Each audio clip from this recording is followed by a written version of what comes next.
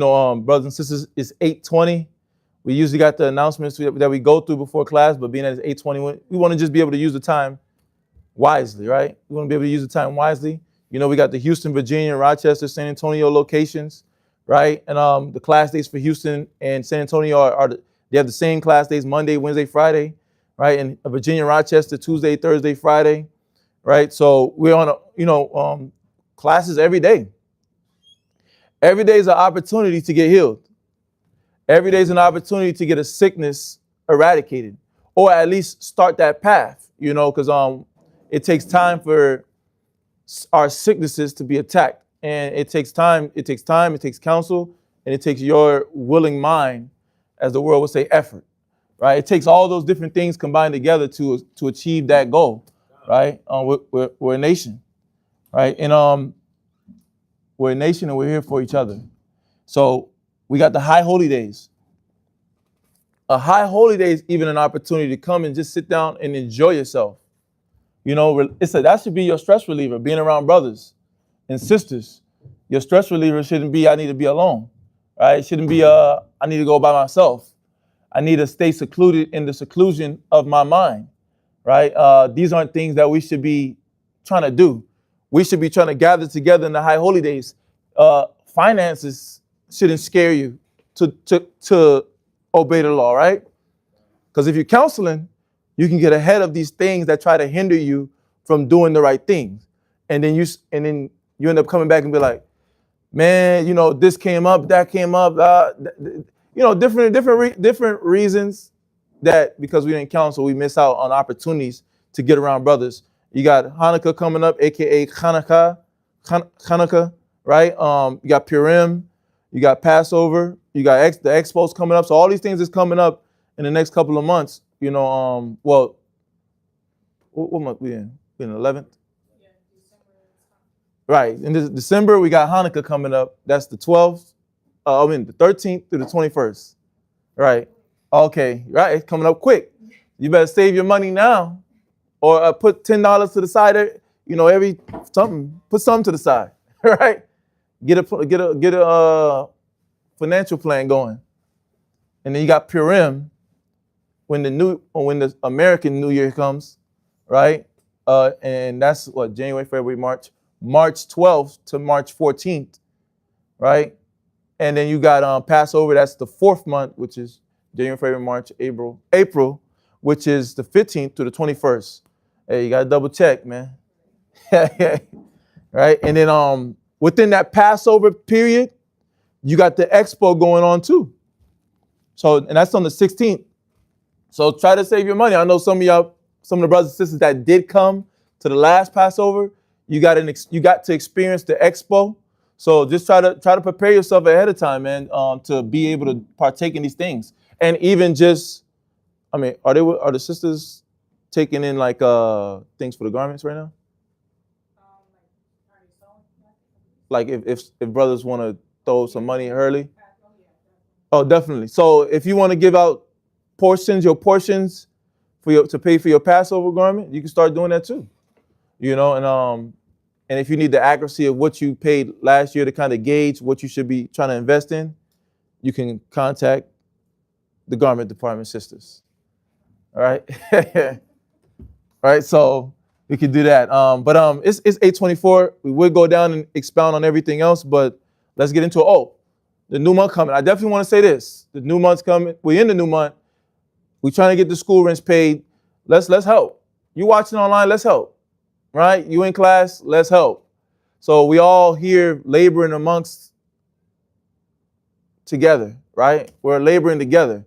If you're online and you've been watching consistently for the last 6 months, and you say, man, I'm locking in with the brothers at S.O.W, right? At Stream of Wisdom. Assist. The lights on is for a reason. The designs on the wall is here for a reason. Somebody invested money for the paint. So it's here for a reason. So let's help each other out. Let's help each other, right? So let's get straight into the topic. I don't know if brothers and sisters was watching Facebook class or tuned into it afterwards, but the Facebook class was titled God's Accountability for Women. All right. The Most High's accountability for women. And we know his name is Yahweh, right? But we try to say it for new brothers and sisters, the Most High's accountability for women. So, because we know the Most High got accountability for men. And we know for women. But this can be forgotten a lot of times. And that's what we was talking about on Tuesday. This can be forgotten about the accountability that women's supposed to have with themselves and their behavior toward their brother in Christ, toward their sister in Christ, and toward their spouse in Christ that the Most High has put them around, right? As we tell brothers, be mindful of how you deal with your wife because the Most High is going to deal with you the same way. Be mindful how you deal with your kids because the Most High is going to deal with you the same way. Be mindful how you deal with brothers and sisters because the Most High will deal with you the same way. So that same accountability that's there for men is also there for women. And that's what tonight's class is about. And we're finishing up on it, and let's just get one verse from the first point, one verse from the second point, right? And that first point was talking about God is not partial. So we want to just get one verse from that first point to establish that. And then we want to get that second point to establish that as well, to bring that to mind. So let's get that Romans 2:11, right? Just to start it off, just to bring everybody to the forefront of what we was talking about that on that Tuesday. So let's read that. Romans chapter 2, verse 11. Romans chapter 2 and verse 11. Let's get it. For there is no respect. There's no what? There is no respect. There's no respect of who? Of person. The Most High don't respect any one person. Well, who? With the Most High. With the Most High. The Most High don't. He don't listen. The kids acting up. The Most High gonna check the kids, right? The auntie acting up. He gonna check the auntie, right? The uncle acting up. He gonna check the uncle. He's checking men, women, and children, right? And we know that from just even that Ezekiel 9:4. He said, "Don't spare," right? Slay utterly old, young, maids, and little children. So we know the Most High doesn't have a respecter of persons with anybody, but he wants everybody's spirit to be dialed into his spirit. And it takes you understanding that you can't be partial with yourself, because we went to the definition of partial too. Because the Most High is not being partial with you. So if the Most High is not being partial with you, it's important that you even understand that word. Because partial deals with what? What do we remember partial deals with? Say it again. Being biased. Being biased. What's another word? Favoritism. The Most High don't do favoritism. If a brother is doing something wrong, the Most High will check him. If a sister is doing something wrong, the Most High is going to check her. So, and that's what we're going over, just to remind sisters. And I think brothers and sisters know this, but forget this in the moments where spirits jump. You know this, but you forget this in the moment when the battle presents itself, right? When Satan's challenging you, you forget this. Or when you're having a mental breakdown, you forget the Most High in those moments. And that's what the second point was touching into too. So let's go there, right? Let's get one from the second point. Isaiah 40. Let's go to the Isaiah one. Isaiah 47:3. Second point. Okay. Second point was when emotions rule, duty to the Most High is forgotten. When emotions rule, duty to the Most High is forgotten. So, and then of course, if you want the notes, I could give it to you, or a sister probably could have it. If you want the notes, with the other verses that go with all those, that go with these first 2 points. So, you're in the bar. And then of course you got Isaiah 47:3. Let's read that. Isaiah chapter 47, verse 3. So this connection between the first and second point, the overall class is, remember, godly accountability for women, reminding women and showing women through the scriptures that the Most High is causing you to be accountable. And like we always say, just because it's a woman class, right? Or if it was a brother class, just because it's a brother class don't mean a brother or a sister can't digest it. So in this case, that doesn't mean men can't digest this, because we're talking about accountability. That's universal across the two genders, right? Male and female. So The Most High is showing us something. When your emotions come in, your duty's forgotten, and you think that the Lord is just going to exercise favoritism with you and not come and check you for the expectation that he had for you with your growth, right? And so let's read this scripture. Isaiah chapter 47, verse 3. Mm-hmm. Thy nakedness. Thy what? Thy nakedness. All right. Shall be uncovered. And just to give the context of this verse, it's talking about Israelites as a whole nation. But the Most High is using this analogy of this analogy of a lady, right? Of women. He's using an analogy of women and how women can conduct when they're not moving in the right spirit, right? The thoughts that come in their mind, the statements that they make, but he's using it to correlate it with the whole nation of Israel. But being that he's using this example of a woman, and we're talking about a woman topic, we're using this strong example the Lord used, and it's direct. So let's use that. But let's read that, excuse me. Thy nakedness shall be uncovered. Thy what? Thy nakedness shall be uncovered. So all the secret things, because we was pointing that out too, all the secret sins, all the secret thoughts, the secret resentment, right? The Most High, he's going to bring that to light. All the things you've been doing wrong that you've been getting corrected for. Thy nakedness, read, shall be uncovered. Shall be uncovered. The Most High is going to make it known. He's going to expose it. And the exposure is for your good. But it's going to bring shame. As it should. As it should. Because all the areas where you've been canceling out God when wisdom comes to you, because you didn't like how strong it came, you didn't like how long the conversation went, you just didn't like what was said, period. You didn't feel like what was said had anything to do with your character. You didn't feel like that was a character flaw. So you casted it out. Right? Or you felt like this person don't explain things clear enough, so I'm going to cancel that out. Instead of being inquisitive to what they're trying to say.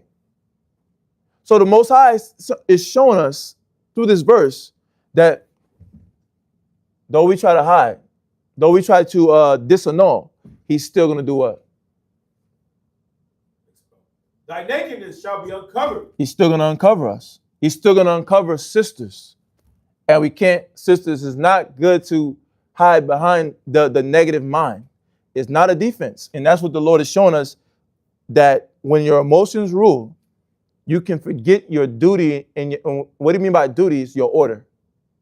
That you have to have a certain behavior when you're by yourself, right? When you're with somebody and when you're with brothers and sisters. By yourself meaning what? You shouldn't be playing with toys. Yeah. You shouldn't be masturbating, right? You shouldn't be sexting somebody if you're single or married, because then you're just jumping around. If you're single, you ain't looking at this like, oh, I'm trying to court the brother. You know, I'm counseling with the brothers and elder sisters to make sure everything go properly. You shouldn't be sexting. Shouldn't be having a work husband, right? Or a friends with benefits at work. You shouldn't be doing these things. And then your attitude, even how you talk to other sisters. You shouldn't be short, right? You shouldn't be aggressive, right? You shouldn't be arrogant. And that was something we was going over too, about not being arrogant in how you talk. So, and these are things to consider that the Most High is saying you got to watch out. You shouldn't be out there smoking weed by yourself. You shouldn't smoke weed at all, right? Because if you're dealing with pain, that's not how you deal with those issues. So the Most High is saying all those things that you're trying to do to cope with your stress, it makes you forget God. The weed smoking, it makes you forget God. The sexual lust, it makes you forget God. The anger that you have towards somebody, it makes you forget God. And you don't consider that you're dealing with God's child when you're talking to that person. So when you speak death into them, when you speak negativity into them, the Most High is saying that's the shame. That's the nakedness that he's going to uncover. He's going to make you feel what you spat out to somebody else or what you chose not to give. I'm not going to put my full spirit into you because you're annoying me. I don't want to help with the sister. I don't want to help with the kids because the kids is annoying. Right? I don't want to help with the Sabbath meal because y'all always complain about the way I cook. But then if you lock into that mind even more, the Most High is going to check you double more. I don't want to do the field trip things with the kids because I don't like doing that. I want to do the other things. I want to do the things Charlemagne should Washington do. I want to do the things we should aspire for righteousness, but not in a negative mind.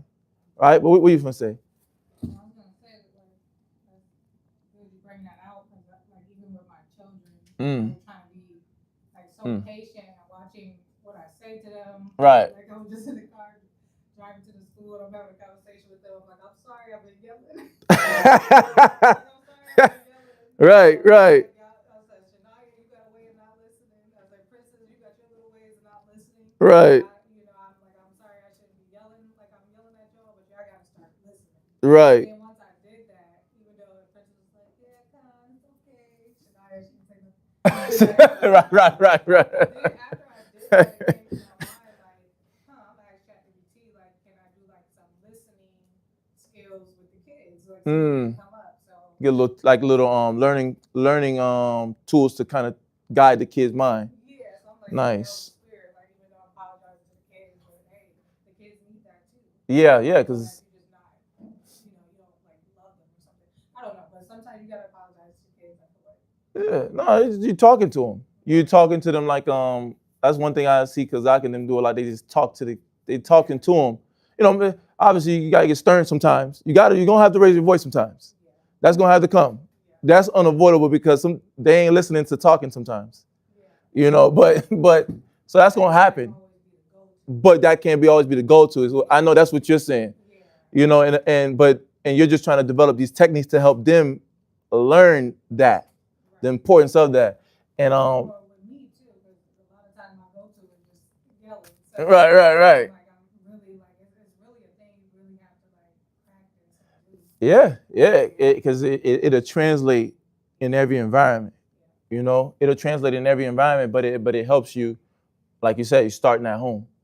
You know what I mean? It keeps you consciously aware. And I was going to say something which you said, but it ran out of me as we was talking. And you said something. You help my brain. Would you say? Retract what you said. I was just saying like I was apologizing to the kids. Oh, there you go. Yeah, no. Brothers, they be talking to the kids. Like I see in VA because he'll just from the time from the time Shemaiah was like little, he would just be talking to them. No, you can't do that because he'd be like the Most High. Obviously sometimes it'd be stern. He need it. They need it. Kids need it because they don't hear just talking literally, right? You see Shania, I be talking to Shania don't be trying to listen to me, right? But she be needing that stern talk. Right, she needing that stern talk from time to time, but it's just that she's learning, and they're just learning the world because they're new to it, and you're like you said, you're just talking to them, and when they talk, and you're talking to them enough of the time, they're gonna eventually get it. As you see, Princess. I mean, Princess, over time, she got it. She got it. Even the thing it used to be a thing with the sleep, but now she got the sleep thing down. She don't cry no more for when you tell her to go to sleep, but it's because all the conversations. The mixture of conversation and sternness. The conversation stern, and the conversation is stern too, but it's like it's direct too, but it's just a different approach. Using multiple approaches, so it's like you see the result. But like you said, just listening and being able to talk. And so I'm basically saying there's nothing wrong with apologizing to the kids, right? Because you're just showing them that you care for them.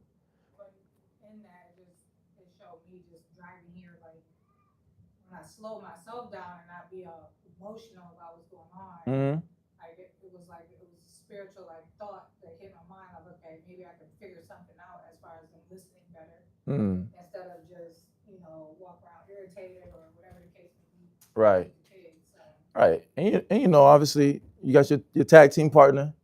You tune in with your tag team partner, and then you got the elder sisters. You tune in with them, and then you're like, okay, what's the techniques you used to develop the listening skills with the kids?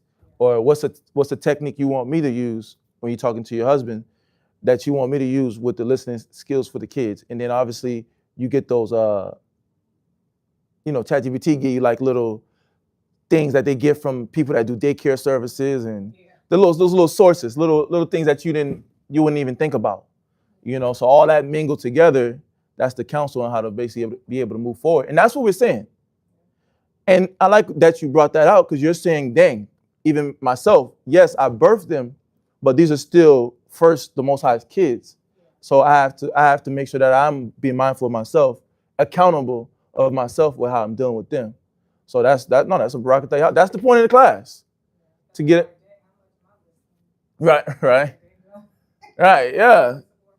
No, but that's good. That's the point of the class is for sisters, and if this touches a brother too, to say to ourselves that let's be accountable for the things we've been being either negligent or wrong in, right? So that we can be able to move forward, because if we don't, then the relationship, like you said, the relationship with the kids is going to be mixy. The relationship with the spouse is going to be mixy. The relationship with the brothers and the sisters is going to be mixy. And it mixy in what sense? It's going to be it's not going to be there. It's not going to be there. It's not going to be no connection, because we're not fighting to be accountable. Y'all see that? We got to fight to be accountable, because even with the Most High saying that he's going to uncover your nakedness, he's saying that for the sake of, he got to do it because you don't want to do it. Because you don't want to be accountable, I got to help you be accountable. And a good father would help their kid be what? Accountable. And that's what he's doing with us. It's helping us to be accountable. And in this case, we're talking about sisters, helping sisters teach themselves how to be, well, not teach themselves, but learn how to be accountable. So let's read on. But this is what we was going over in that second point. Just when emotions rule, right? It makes you forget the Father, that he's watching you at every moment. Go ahead. Isaiah chapter 47, verse 3. Thy nakedness shall be uncovered. Thy what? Yea. Thy nakedness shall be uncovered. Go ahead. Yea. Thy shame shall be seen. Thy what? Thy shame shall be seen. And is the shame going to be seen? It's necessary. This sister's sick. She's prideful. She's stubborn. Right? She don't like to be told nothing. Not even the slightest bit. Everything's a frustration. Right? You're grunting every time somebody says something to you. Every time you walk away from the council, you're slamming things. Right? You're hanging up quick. The Most High is watching all these things. And he's considering all these different things that you're doing. Brothers, but right, we talking about sisters today. So you have to be accountable for how you digest and everything. But that's why he said that believers always had to be in communication, so that you don't let those spirits just bundle up and build up, and it transitions into something negative, more negative than what it already is. It grows and it becomes a cancer, and we're going to go into that, because that affects your mental health. That affects your spiritual health, right? So let's read on. And I will take vengeance. And the Most High is saying this. If you don't take accountability for what you're doing, he's going to take vengeance. He's going to revenge your attitude. So if you're the person that don't like to talk, he's going to revenge that to you. He's going to internally cause you to be in pain. He's going to have you upset. Your thoughts is going to be nothing but sorrow and frustration or confusion. Things that you want to happen in life is going to be cut off. Because why? You're not doing your part in your communication clearly. So the Most High has to do that.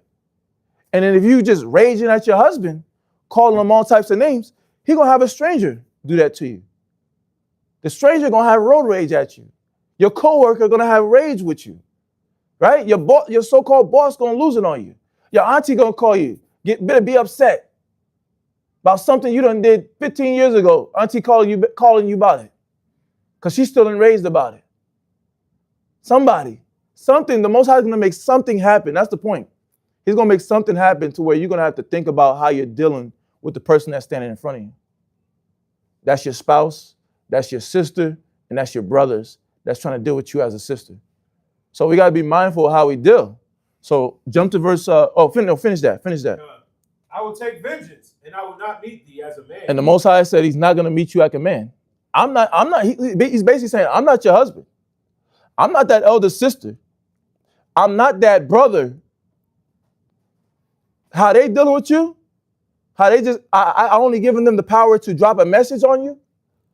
No, I'm gonna actually spank you. I'm gonna actually make something happen in your life.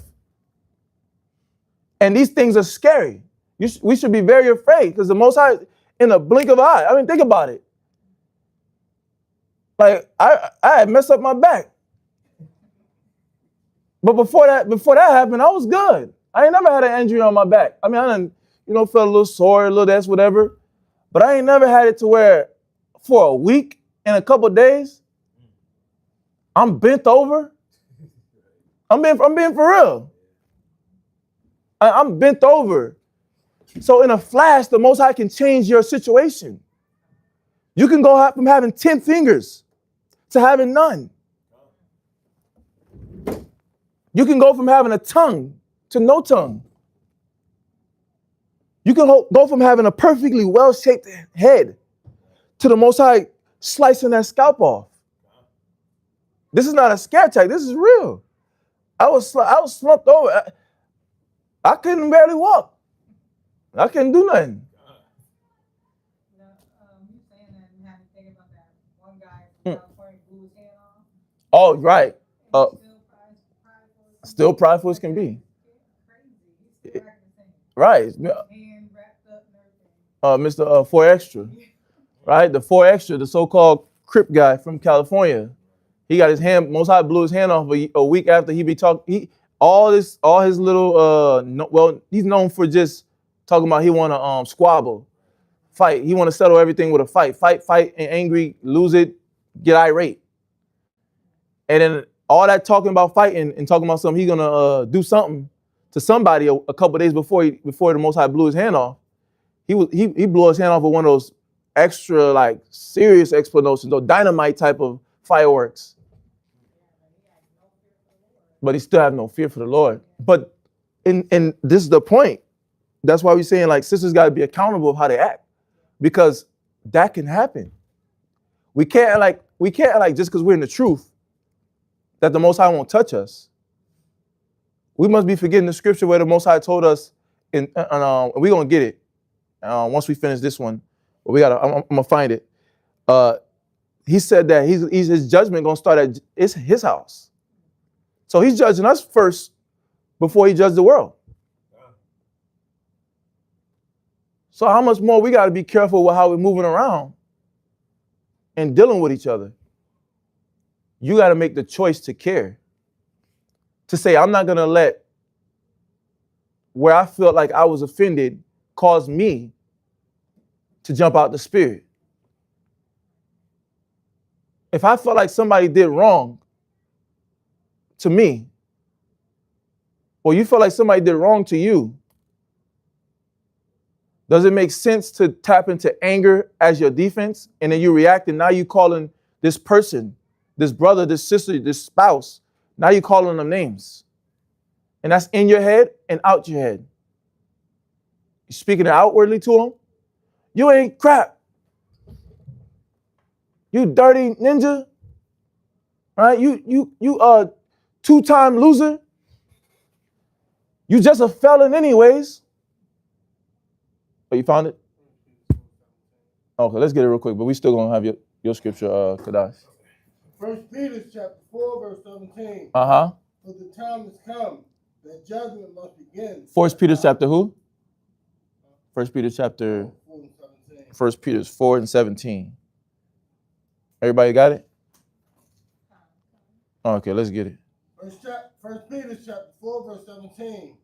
For the time has come that judgment must begin. Must what? Must begin. Judgment must begin. But where does it begin? At the house of God. At the house. What's the house of God? Talking about Israel. It's talking about blacks, Hispanics, and Native Americans. God's chosen people. We are the house of God. We are the Most High's people. And the Most High saying the judgment start with us. So we got to be careful because our dynamic can change in 2 seconds. Our situation can change in 2 seconds. And this scripture that Kadash is at is going to let us know. But let's finish where you at, Tara. Because it says some more stuff. And if it first began at us. And if it's starting with us, we should be careful to be accountable, because that's the whole point of the class, right? women's accountability in God's eyes, right? Understanding God's not partial, so he's never not gonna turn a blind eye on what you're doing, right? On what we're doing. He's never gonna say, okay, she was emotional. That's okay. Let me give her a pat on the back. That's okay. That's my favorite. You know, Azra's my favorite. Kalai's my favorite. Tara's my favorite. Shaquat's my favorite. Right? He's okay. It's all right. Just let him burp. Just burp him. He's good. She's good. Most High is never gonna do that. He's saying his judgment gonna start at his house first. Go ahead. And if it first began at us, what shall the end be of them that obey not the gospel? What's going to happen to the sister that's not accountable to making sure she's obeying the gospel? Right? This is something to consider. This is something to consider, that we got to make sure we're accountable to the gospel. We got to make sure that we're aware that the Most High is the one. He's looking at us. He's looking at how we're dealing with the things that we're going through. He's looking at how you take in the wisdom that's being given to you. All of these things are factors. So he's saying, what shall be to the end to those that don't obey the gospel, that are not accountable for their behavior? This class shouldn't be making you more stubborn because of the things that you hear that's coming out. It should make you say, you know what? Let me counsel about what I'm dealing with right now. It shouldn't make you more stubborn, because it's to make you aware that you can't just move how you want to move. Nobody can.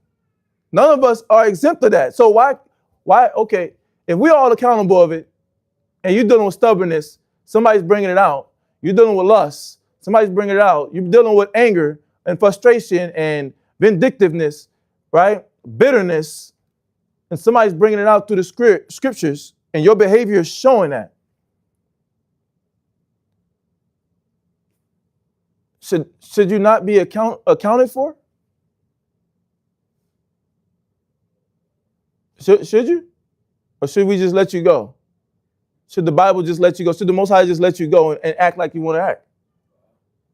Because we see what happens to people that just want to do that, right? They get bugged out. You get bugged out and you start messing with stones, and you start messing with stones. You start trying to tap into the orishas. You start trying to get into witchcraft. You start trying to look for your they used to do something back when we was kids. They had this little website.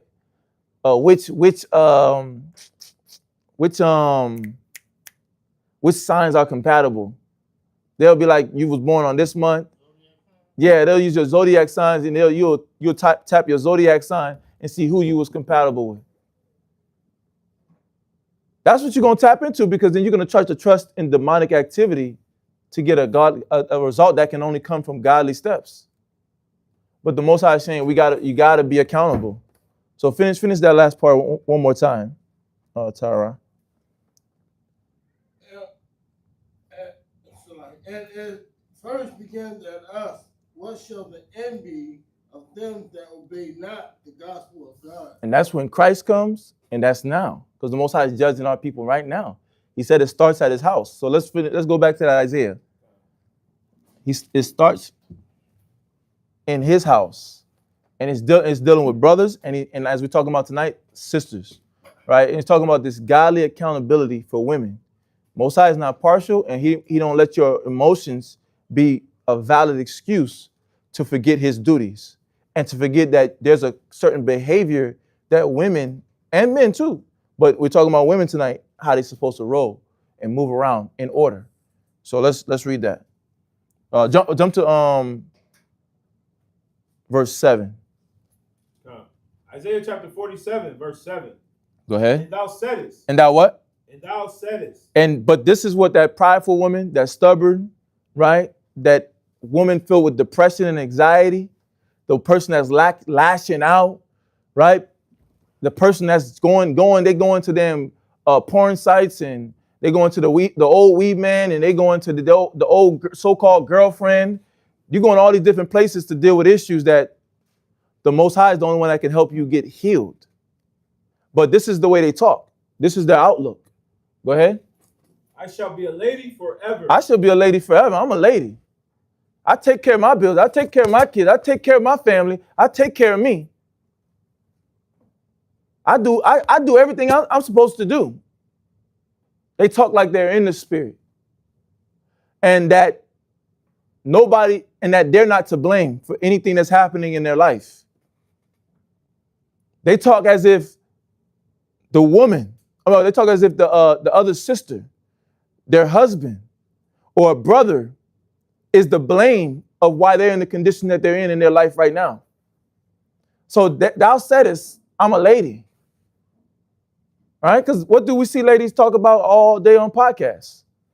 And we know men do it too, but tonight's class is what? It's a women's class about accountability. All they do is say, ain't no good ninjas out here. Ninjas is just itches and hoes. Right?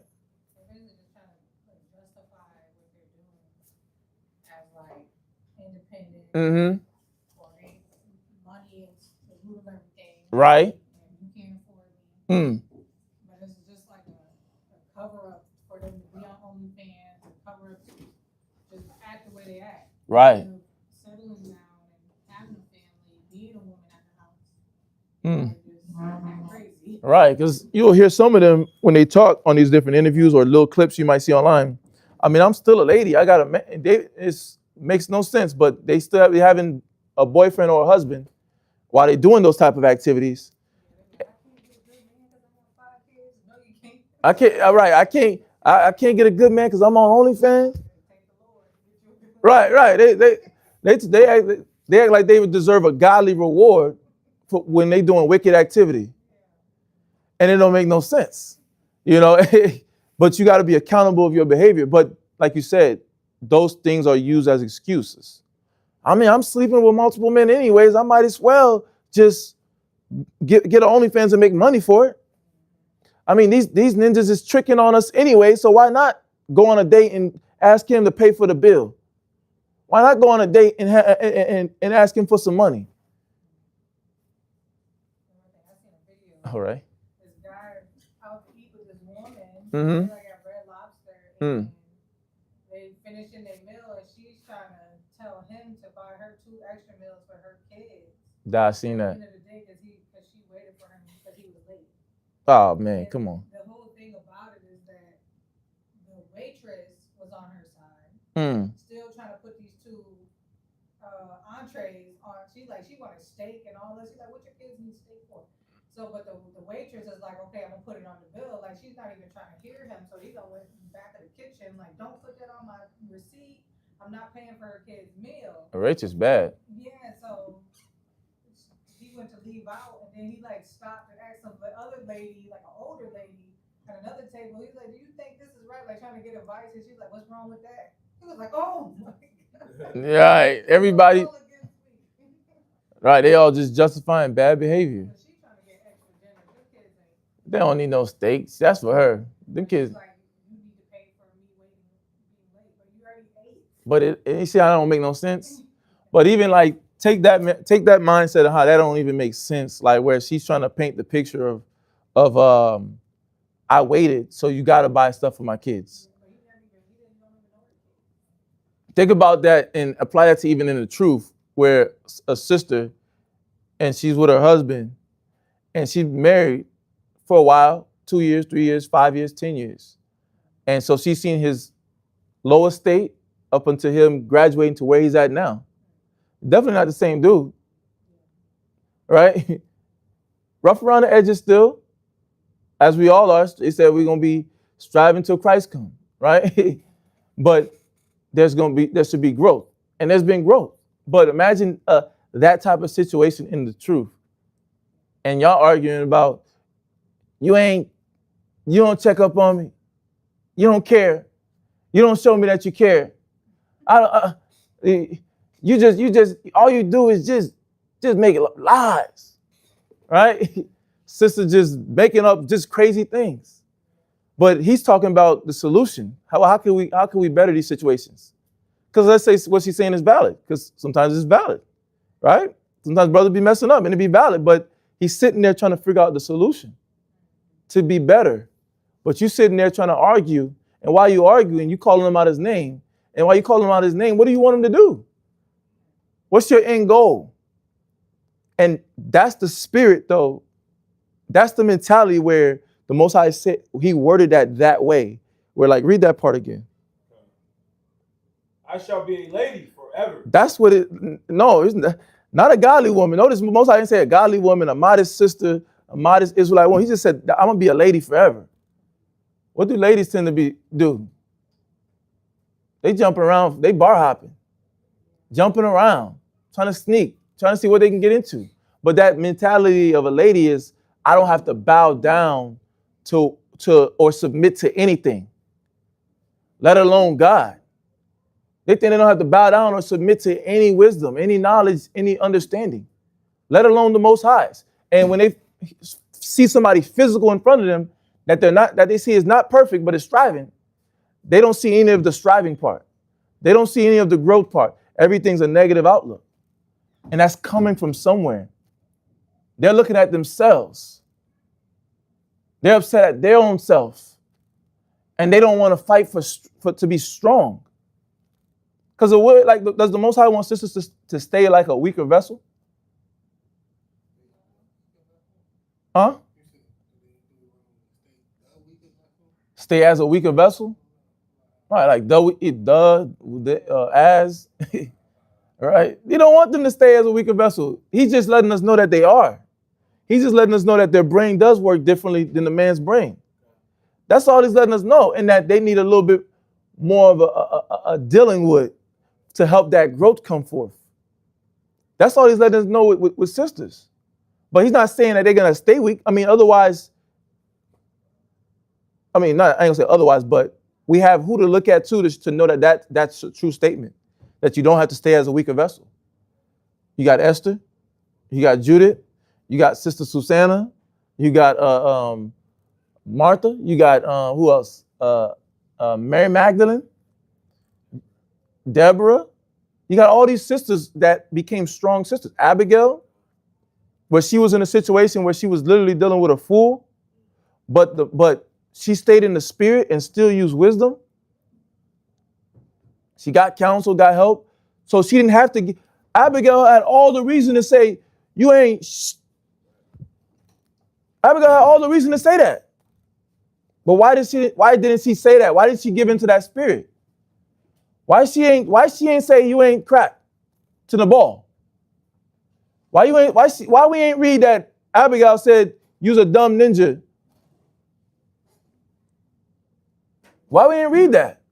Because you don't have to give into that emotion. There's a way to deal with it to where you don't have to give into that. And that's what the Most High is trying to show sisters, that you be bottled in your emotions.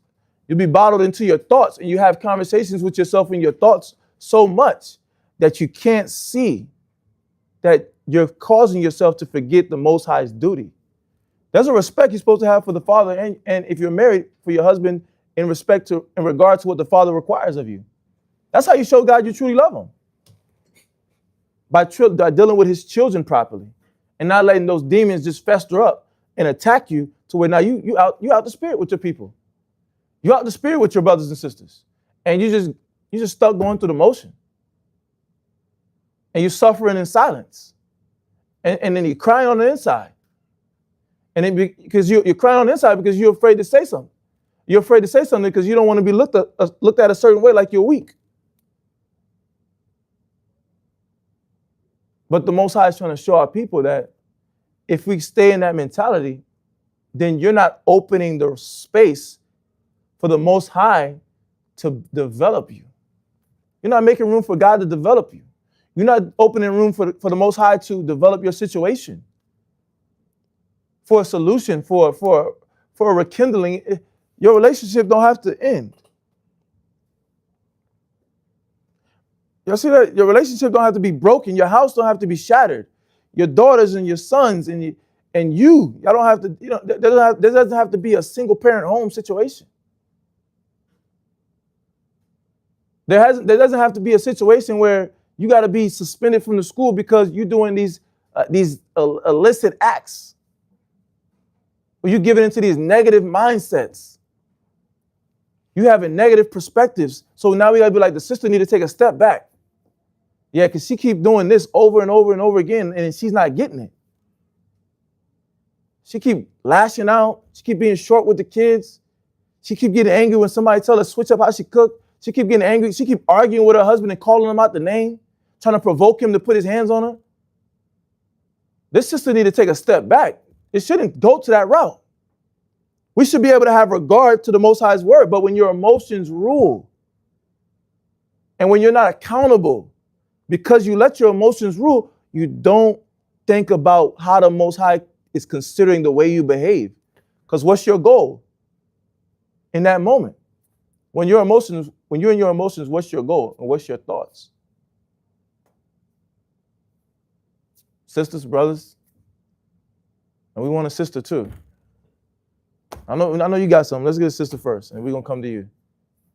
When your emotions rule, what I ask? What's your end goal? When you letting your emotions rule?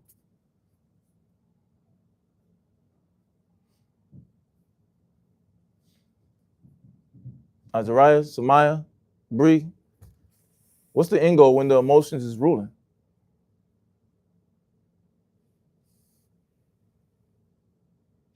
What y'all thinking?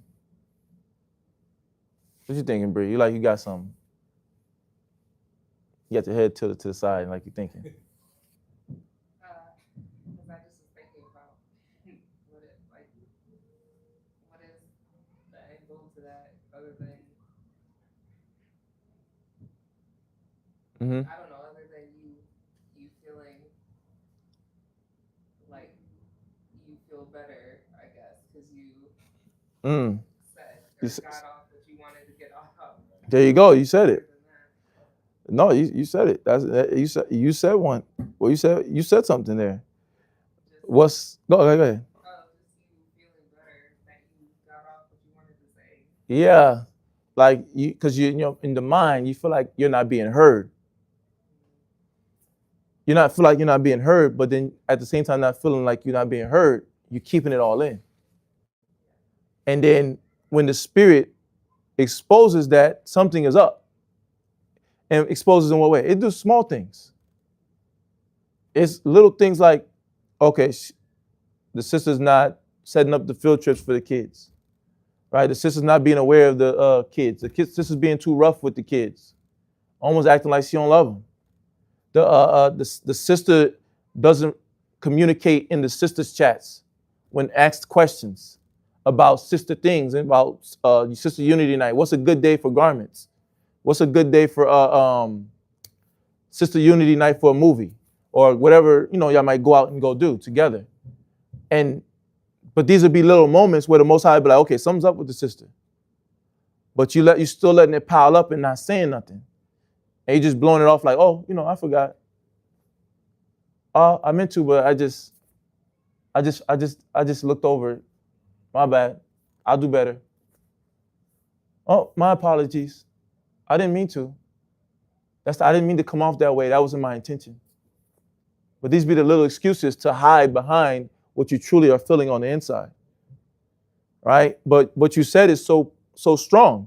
Because what the sister said, she said, your end goal when you let your emotions rule and you forget that the Most High is watching your behavior on how you deal with brothers and sisters, and you forget to be accountable of yourself before the Most High and man. You just want to get off what you want to get off your chest, and to you that makes you feel good.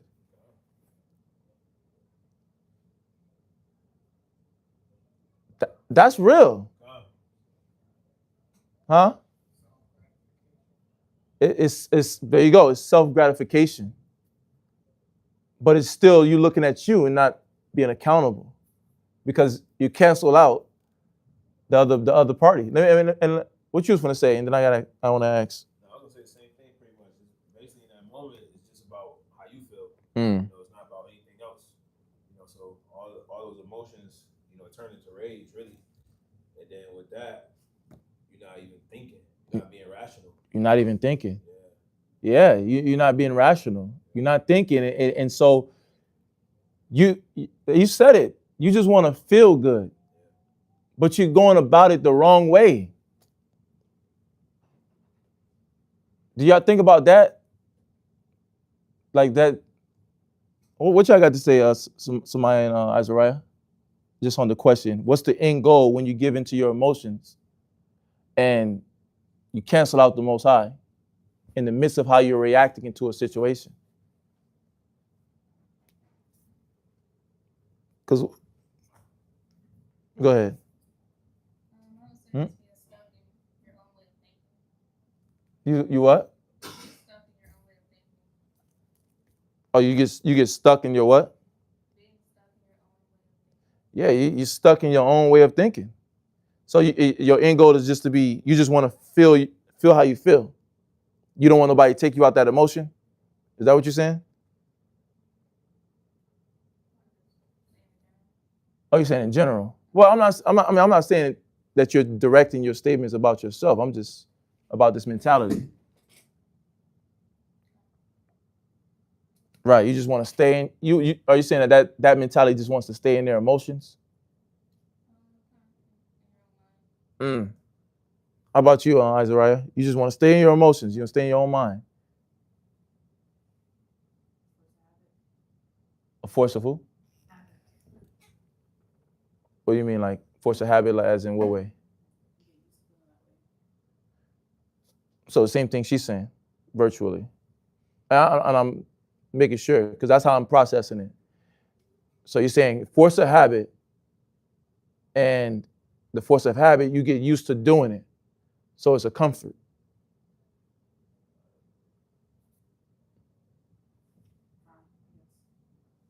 I'm not trying to create your logic. Is that what you were saying? What you were saying about force of habit? Okay. Right. So you just get comfortable, or you just want to feel good. And you're comfortable in that because you think that makes you feel good. I mean, this is accurate.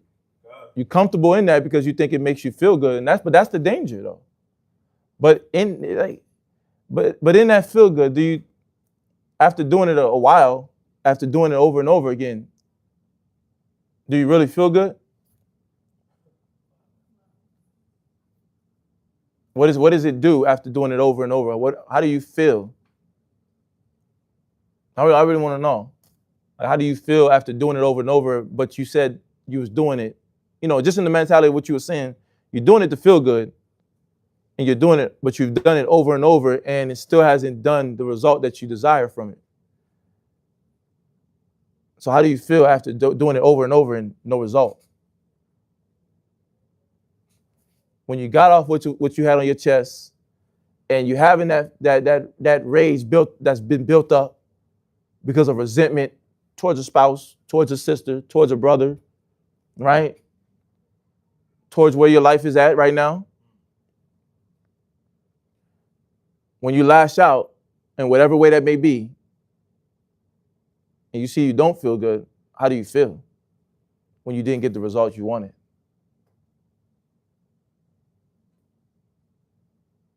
I'm curious, just because you was bringing that. So, if I'm understanding the question, you're saying like the after result is the lash out. Yeah. So basically, like when you choose the emotion in that moment, like the after effect of like you coming down from that like emotional high, basically, it's like you eat like most of the time you end up regretting choosing that like pretty much immediately because you realize the results is like mostly negative. Like you end up in a bad place or wherever, whoever it was with, whether it's your spouse or a brother or sister, whoever, because now they have that like impression of you too that you can't be like reasoned with, that you always choose your emotion, and then you just get stuck in like the cycle, basically like a cycle of that. So like it'll be the emotion, then you come down from it, then you feel bad about choosing that, and then you're like oh, I'll do better next time, and then you start letting stuff build back up to where that resentment starts building back up, and then you're back at the same spot. So, okay, I like what you just said. So you said another sister online said you feel worse than before, right? And so, and I'm gonna repeat what you said just in case anybody may not have heard. But she's basically, the sister said, after you do the lash out, because you're lashing out because you want to feel good, and you feel like the lash out is gonna cause you to actually feel good, right? But then after you have this lash out moment, after you have this lash out moment, what happens is you feel worse automatically a lot of times, because then you're looking at the consequences that came with it. You argued with your husband, you argued with the sister, you cause confusion, you cause you destroy some brotherhood, right? Or a bond that you had with a sister, right? You mess up in your mind. You said, dang, I messed up my reputation. The outlook towards you, like, creates like a narrative about who you are. Yeah, and it's an accurate narrative though, right? I'm just adding to what you're saying, and it says it creates a narrative, but it's an accurate narrative because that's you now having displayed that this is what spirit this sister deals with. This is what the spirits that sister deals with, But it's not a bad thing though. But in your mind, you're thinking it's a bad thing because you're like, damn, my reputation. But you don't want to be in that mode so hard, because then what's going to happen? Like you're saying, it causes you to forget God. Because nothing in what you said about that mindset, you didn't be like, you know what does the Most High think about this? You didn't think about the Father till after. Or not at all, even after. You just think about the fact that these people that I'm physically around are going to now look at me a certain way. So now you can't even think about the Most High and what he's actually considering for you. Because a lot of times, I mean, if you're dealing with elder sisters, elder officers, and the elder brothers,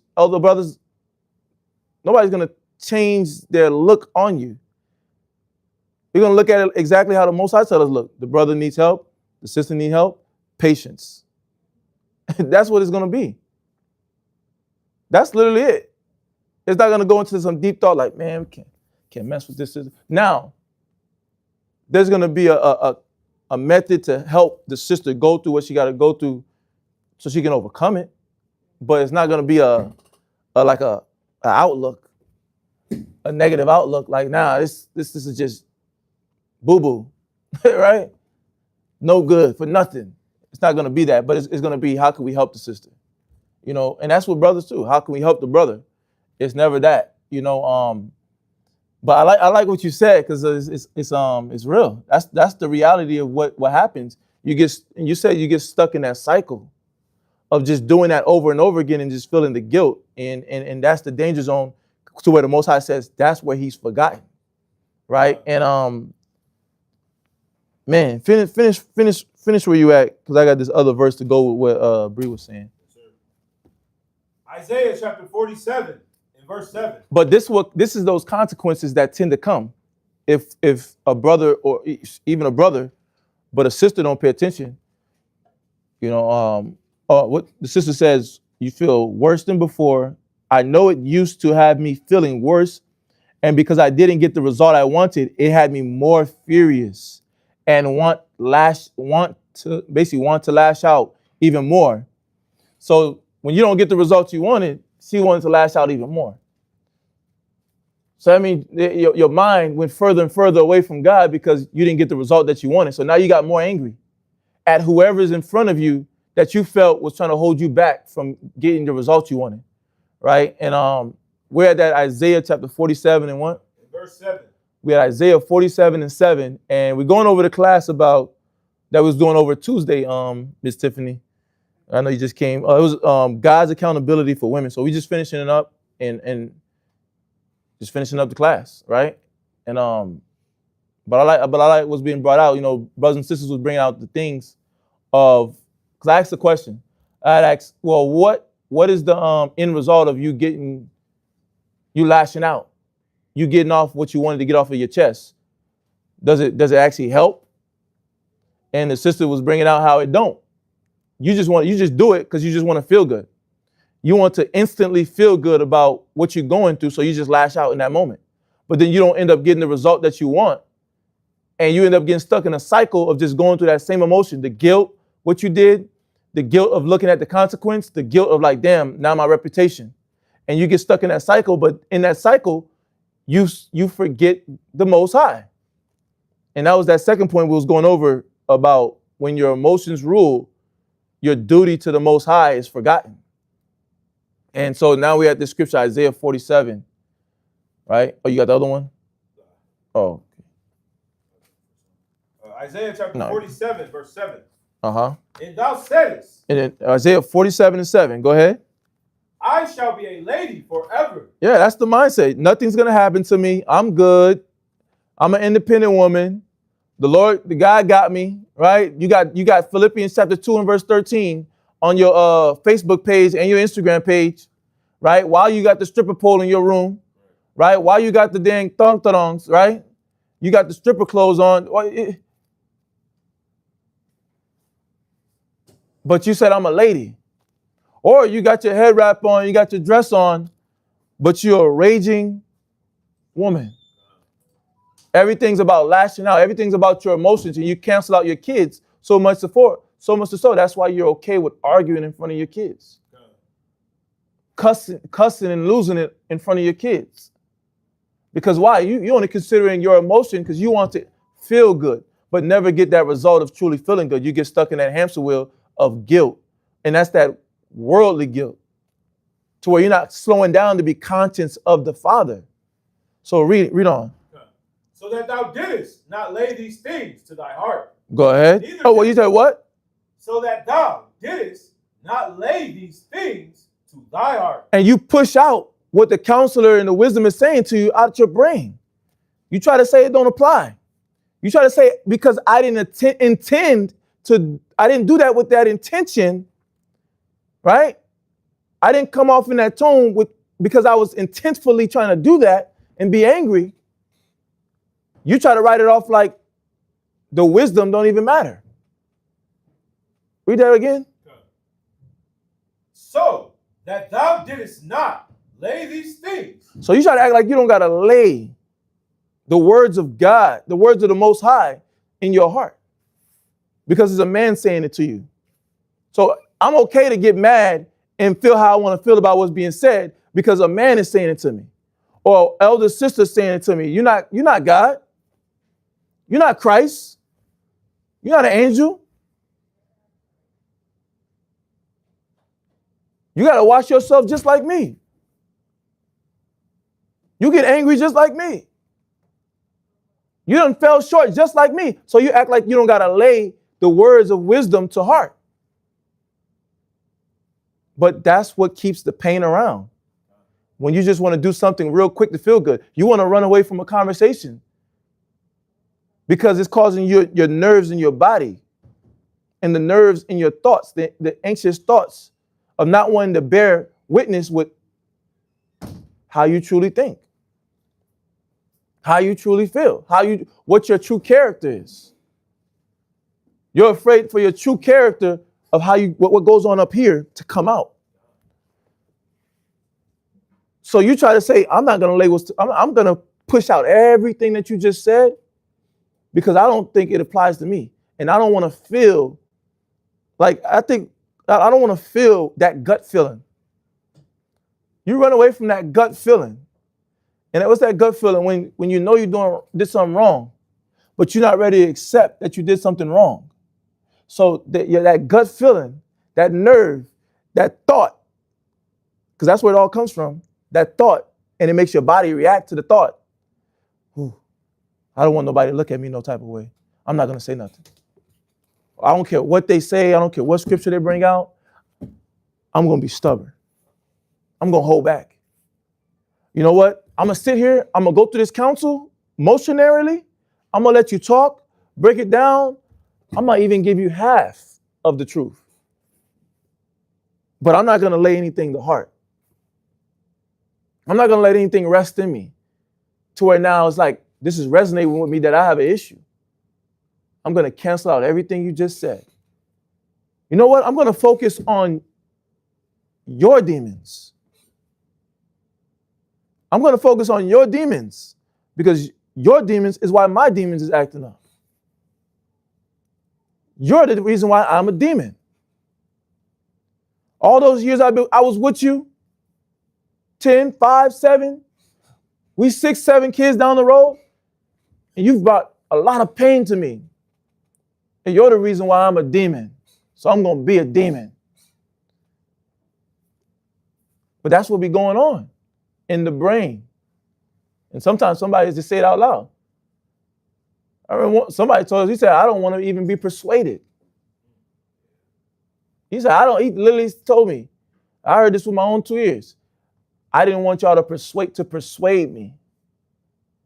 So he didn't want counsel to look at the situation in balance so that his mind could just believe in what he wanted to believe about how he felt about a situation. And that's brother. But a sister will do the same thing. You don't want to be persuaded out of your illogical, negative, demonic thoughts. Because if for that to happen, for you to be guided through the Bible to get out of that mind, you got to acknowledge that what? And that takes what?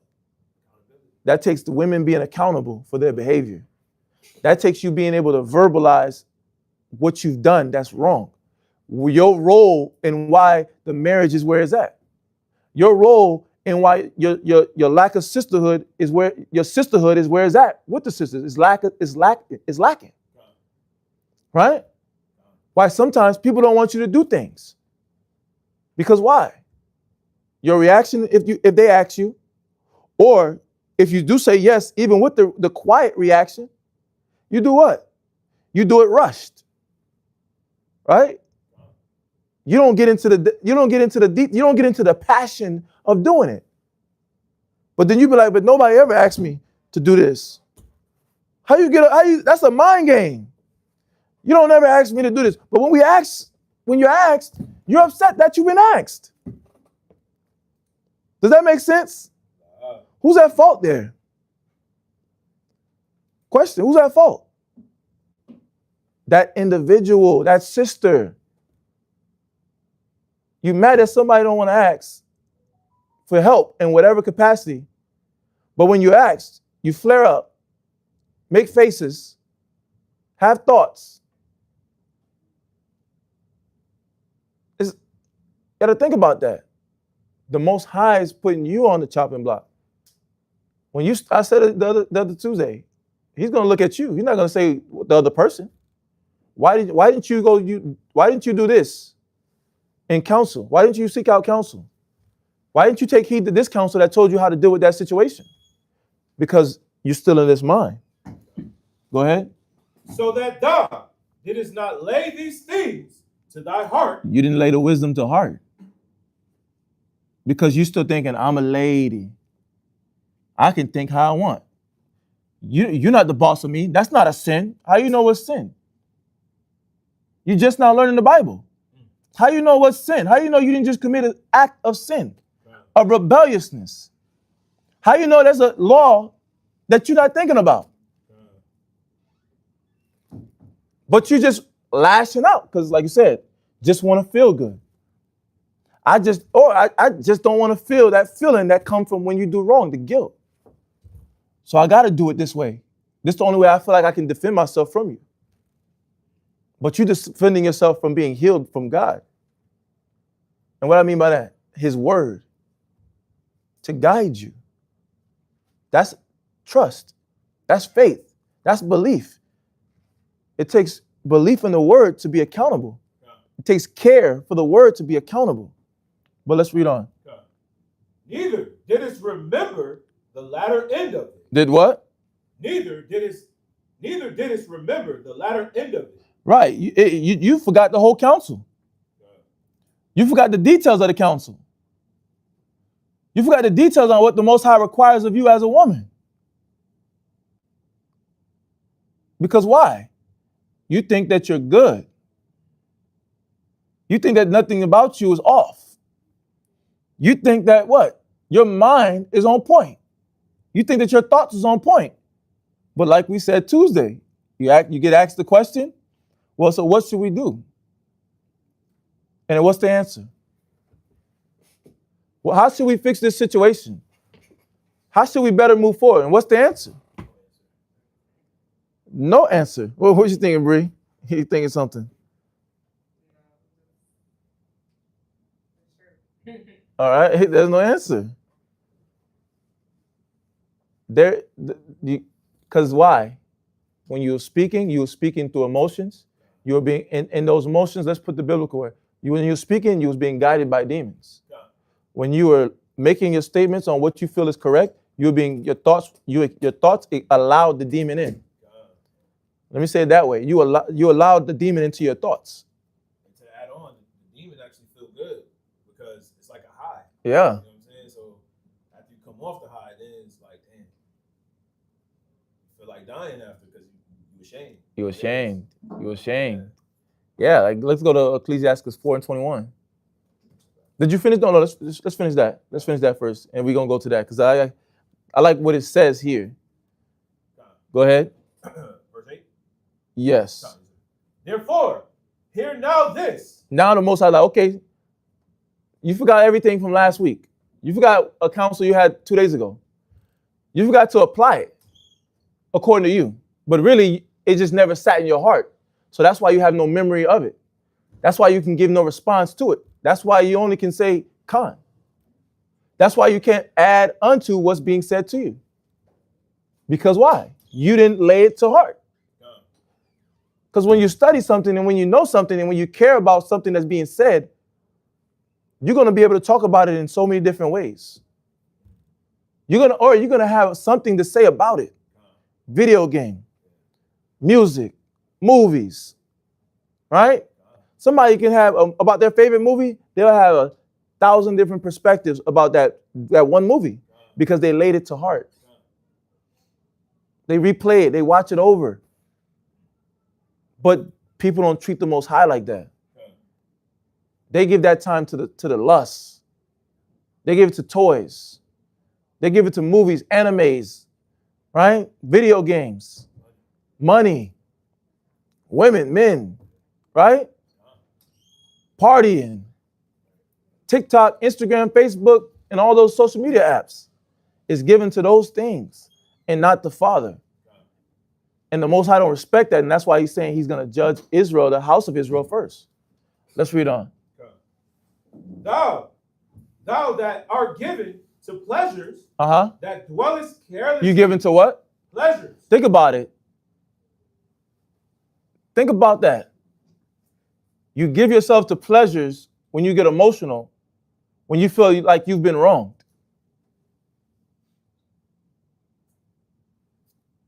Yes.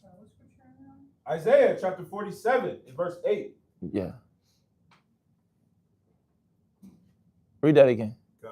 That part. Therefore, hear now this, that thou art given to pleasure. You just gave yourself to a pleasure.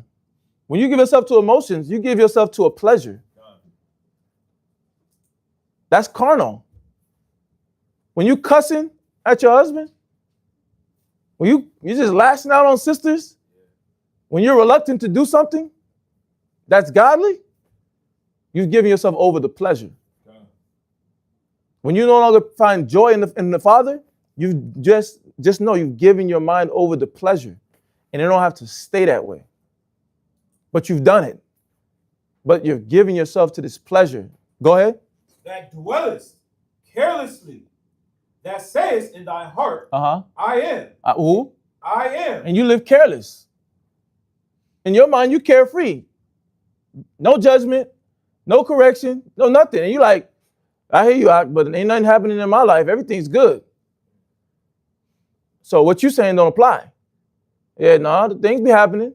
And when those moments happen, you lash out, you cry, you tear up, you try to run away, you try to avoid, you hide in your brain, right?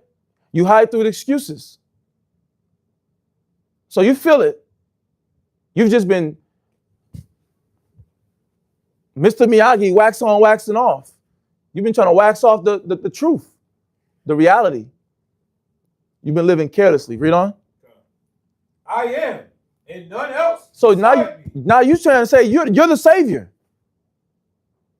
That's that mentality of the woman. I'm gonna save myself. That goes back to what you said, Bree. Feel good. I just want to feel good, so I'm gonna lash out. Now you're saying you're the savior, not Christ, through the Most High. You. So now you playing God. So are you okay with playing in that position? Because the Most High will test you. He's gonna see who's the more powerful God. Since you want to fight him, right? That's fighting against God. He's gonna say who's more powerful, whose mind is gonna give in. Most High ain't giving in. You don't get tired. You get tired. The Most High don't get kidney disease. You get kidney disease. The Most High don't get a broken leg. We get broken legs. So how hard of a battle you want to put up against the Father? Because he will do those things.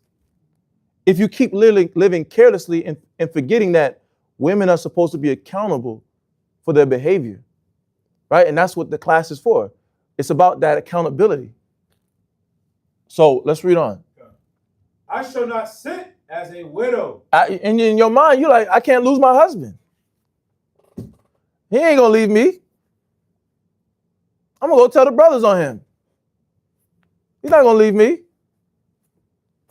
And you come to the council, brother, like, hey, sis, we done been doing this with you for this year, this with you for that year, that with you for this year, and you haven't submit to him all throughout this time. You've had some growth in certain areas, but there's a war in your heart against this man. You're not gonna call somebody out their name consistently through the years that you love. You're not gonna try to provoke them to you're not gonna try to provoke your man to put his hands on you, who you say you love. That's somebody that want a crash out dummy. And crash out dummies end up in where? Prison.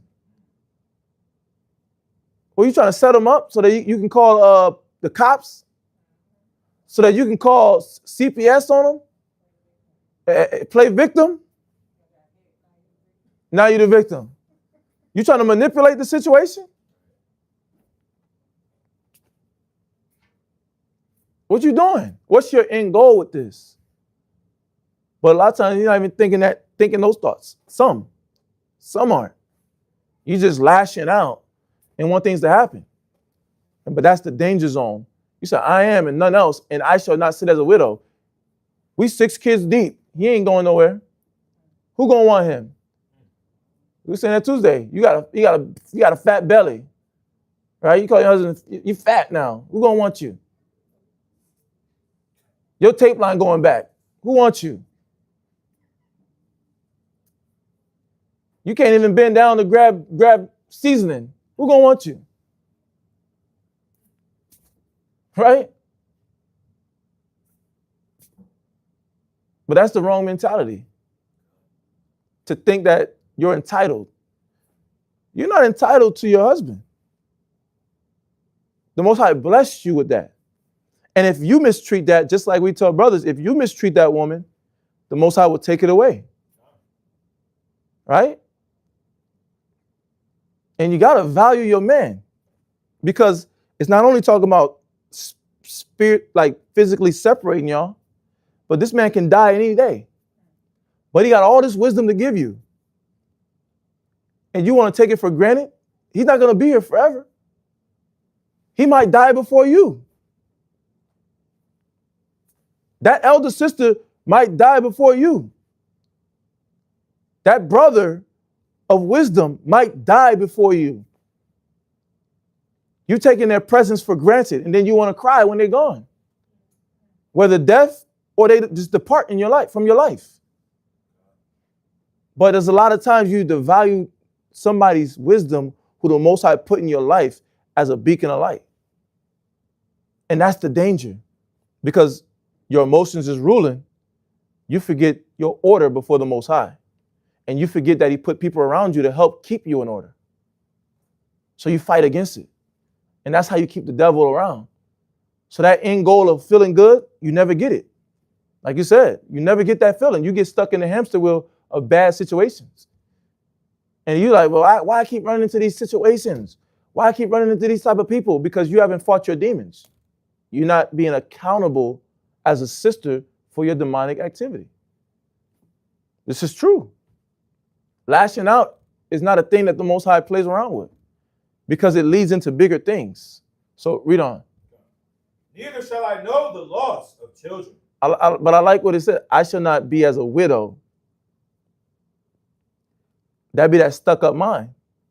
Like, I'm some hot stuff. He liked these curves, right? He liked this chest, right? He liked this face, this bone structure, right? He told me he loved the way when I blush, my cheek turned red. He can't get enough of that.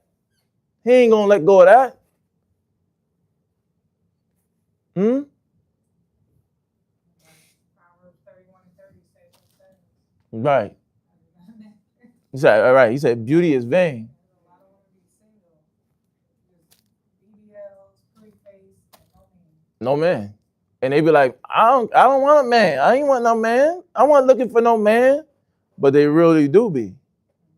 That's our nature. Like, you gotta feel that. You Right. gotta feel like you want a man. Right. It's vice versa. And that's vice versa. That's a natural feeling. Right?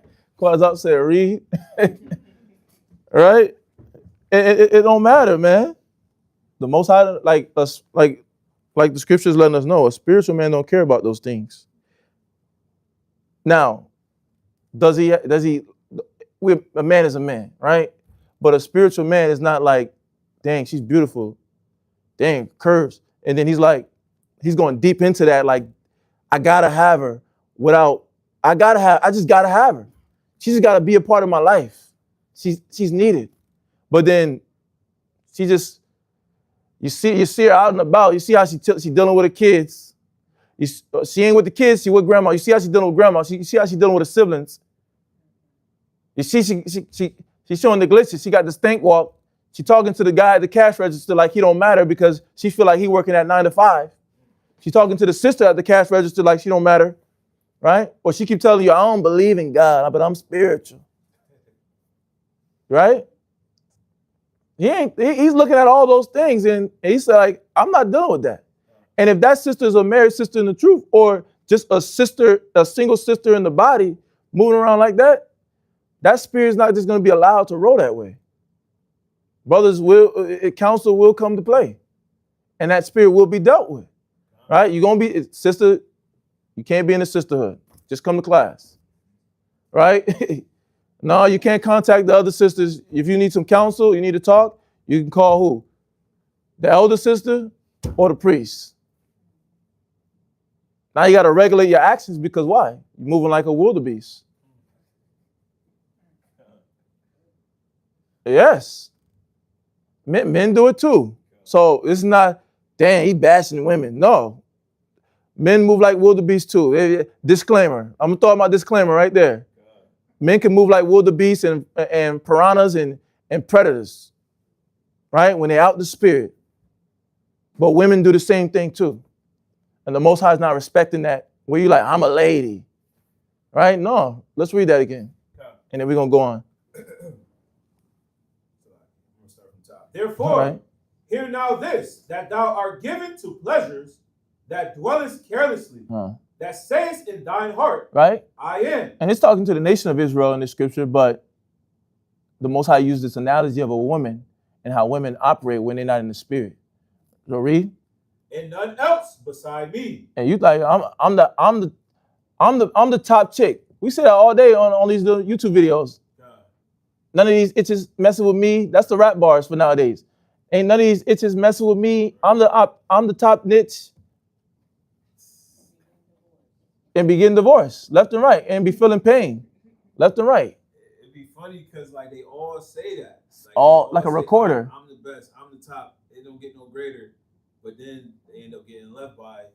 Oh, then you see. Everybody. Come on. And they don't deal correctly to say that they the best. So it's crazy. And they be wondering why they have these issues in life. Right. Or be crying about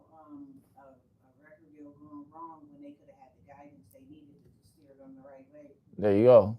There you go. Right? And we know that's a scary land anyways. Right? Right? Hey, that's a scary place to go to. Right? That's not where you want to be. Go ahead. It says, and none else beside me. Uh-huh. I shall not sit as a widow. I should not sit as a widow. You can't be thinking like that. Right? Brothers telling some, I ain't never gonna get me a man because of my attitude. No. Your attitude you can get you a man. You can get you a man for a year, 2 years. It's gonna be gone. There's a sister right now. Ever since I've met her, and she done what? She done had a new guy. And we had to stop that. Yeah, like, no, sis, we had to she didn't want to deal with the counselor. She didn't want to be accountable. So we've still yet to be able to have the counsel with her to deal with that situation. To say, hey, sis, you can't be braining this dude, that dude, this dude, that dude. No, we're not gonna be, this is not gonna be a snot house. This is not the house of snotties, right? This is not that house. But the sister don't want to be accountable, so she never came back to be able to have that counsel. All it was is just watch your behavior. You got to deal with this time away from the body and show them. But it's to show what? The Most High that you care and that it's not about just men. Because if it is, look at it when you're in those type of dynamics. You're lashing out, getting angry. You don't see what you do wrong. You're drinking to deal with the problem. That's the spirits that come with it when you don't want to acknowledge yourself as a woman. Right? And vice versa, men. Right? Disclaimer. But we're talking about sisters tonight, right? So, did you finish that? Wow. Go ahead. I shall not sit as a widow, neither shall I know the loss of children. And I should not know the loss of children. That's another thing. Sometimes, I'm going to repeat it. You said it Tuesday. You be thinking you're going to lash out in the spirit. You're going to think you're going to lose it. You're like, I'm done with you. I'm done with this. And the Most High does what? And this could be single sister. This could be sister married. You think you're going to lash out and you're going to leave with the kids. But then the kids say, I don't want to go with you, Mom. That's going to cut your heart. But sister don't got to feel that. If you do the right thing and you be accountable and you consider the Most High before you consider your feelings. You see that? You don't have to feel that. The Most High has done that numerous of times. Sister lashing out, kids don't want to go with her.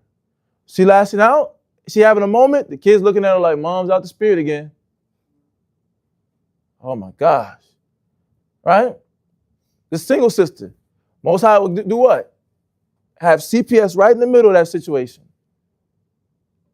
Because why? You're not acting right.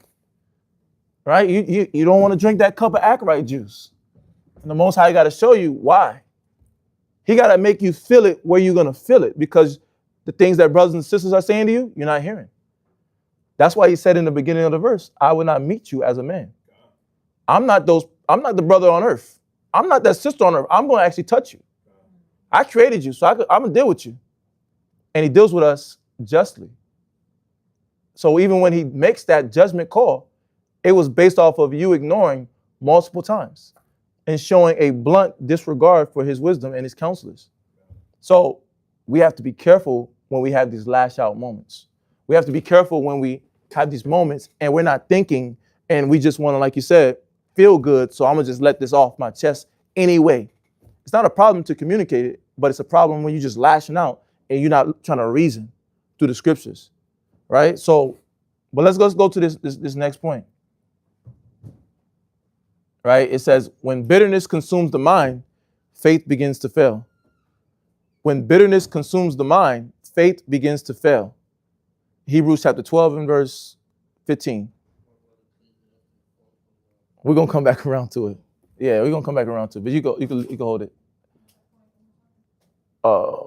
When bitterness consumes the mind, faith begins to fail. Yeah, we're going to come back to that, Tara.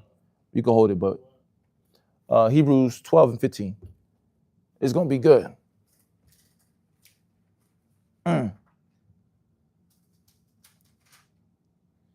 Hebrews chapter 12, verse 15. Right. looking diligently. Everybody there? Let's let everybody get there. 12 and 15. And then this point is when bitterness consumes the mind, faith begins to fail. Right? And that goes right with what you said, Bree, is that you start now getting on that hamster wheel because you did it, you lashed out to feel good, to say what was on your chest because you was already holding it in, letting it build up. But then now you're stuck in that cycle of going through this same thing over and over, feeling the guilt. You like, I'm messing up my reputation. Man, nobody's gonna mess with me. You go through the cycle of feeling these feelings of the shame. And it don't help. But that cycle is there because you're lacking in faith. And you're ignoring the Father. You're ignoring the Father and the fact that he can change your situation because you keep telling yourself, I don't believe him. I don't believe that man's going to change. I don't believe that sister's going to change. I don't believe that brother cares. I don't think that was sincere. I don't think that's true. He never cares. He just does it in front of you guys, the brothers. He acts like he cares in front of brothers. But you can't control somebody else. You only can control your behavior. You can only control your faith and what you believe that the Most High can execute in your life in changing your situation, whatever that may be. Right? So he says, Hebrews 12 and 15. Read that. Hebrews chapter 12, verse 15. Looking diligently, lest any man fail of the grace of God. Looking diligently, lest what? Any man fails of the grace of God. You fail at seeing that God has given us grace. And that when he called you into the truth, he didn't call you in the truth because you're this great person. Right? The nation of Israel is a great people when they're moving in the spirit. But we're not great and we're not coming from greatness. And what I mean by not coming from greatness, we're coming from what? Ghettos and the slums. We're coming from middle class homes where the parents don't pay attention to you. And if you're coming from a rich situation, you double dog not getting paid attention to. And they're validating their care for you when you tell them that you want attention from your parent. They validating that care with what? Money. You don't see I bought you the Jordans? You don't see I bought you the car? And they're validating with that. So you got all these different dynamics where you're still in the curses. Because I know everybody's story not the ghetto in the slum.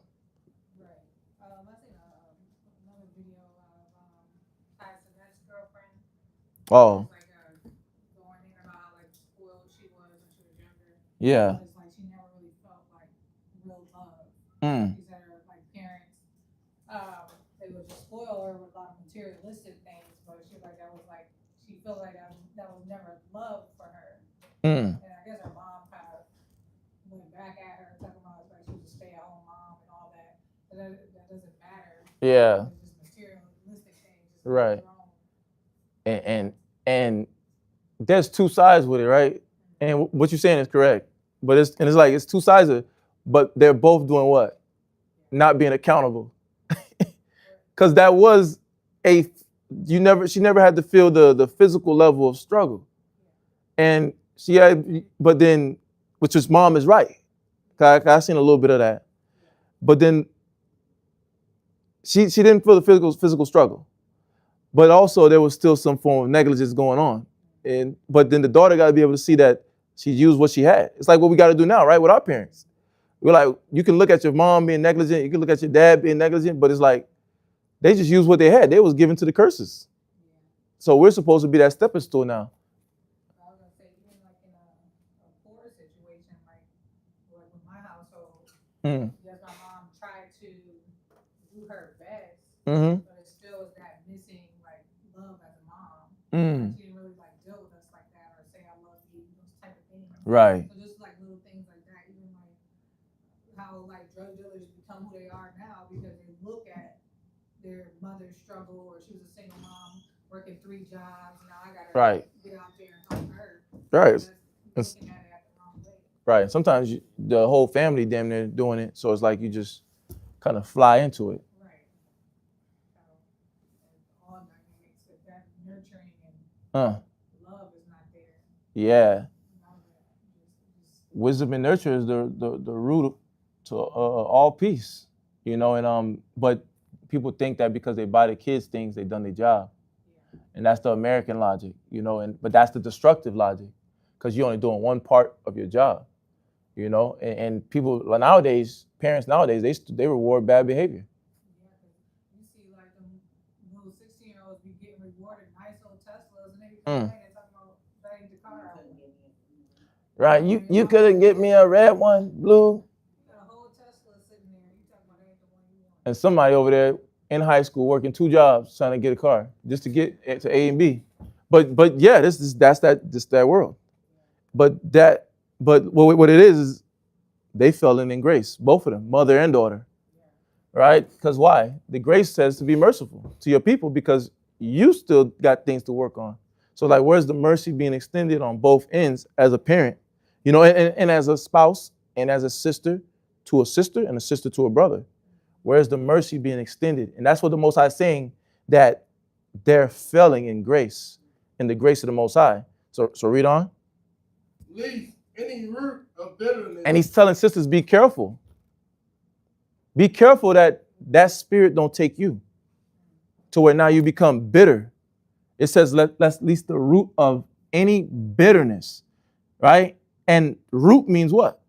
It says the part of a plant which enters and fixes itself into the plant, into the earth. So that's the roots that start to spread, that holds the tree, that holds the plant down. So it helps it stand up firm. So now you can become firm in bitterness. Like, for example, for bitterness, is it like, say you dealt with men and they hurt you and all that, but now a lot of women go to the point where they might go gay or they just don't want to be with man. That's a form of bitterness. Right? That's accurate. So what is an example of that, of a sister in the truth being bitter? Without a man, or just or go ahead, finish your question. So that'd be more like if your husband had told you something, now you just all bitter about it for a couple days type thing, or bitter is more rooted. You get more. It's a little root.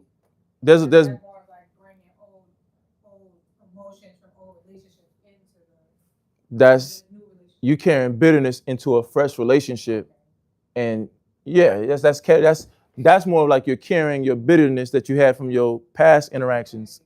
Yes, and you haven't fully let go of bitterness from how you were dealt with by other men. So that'll have us treating our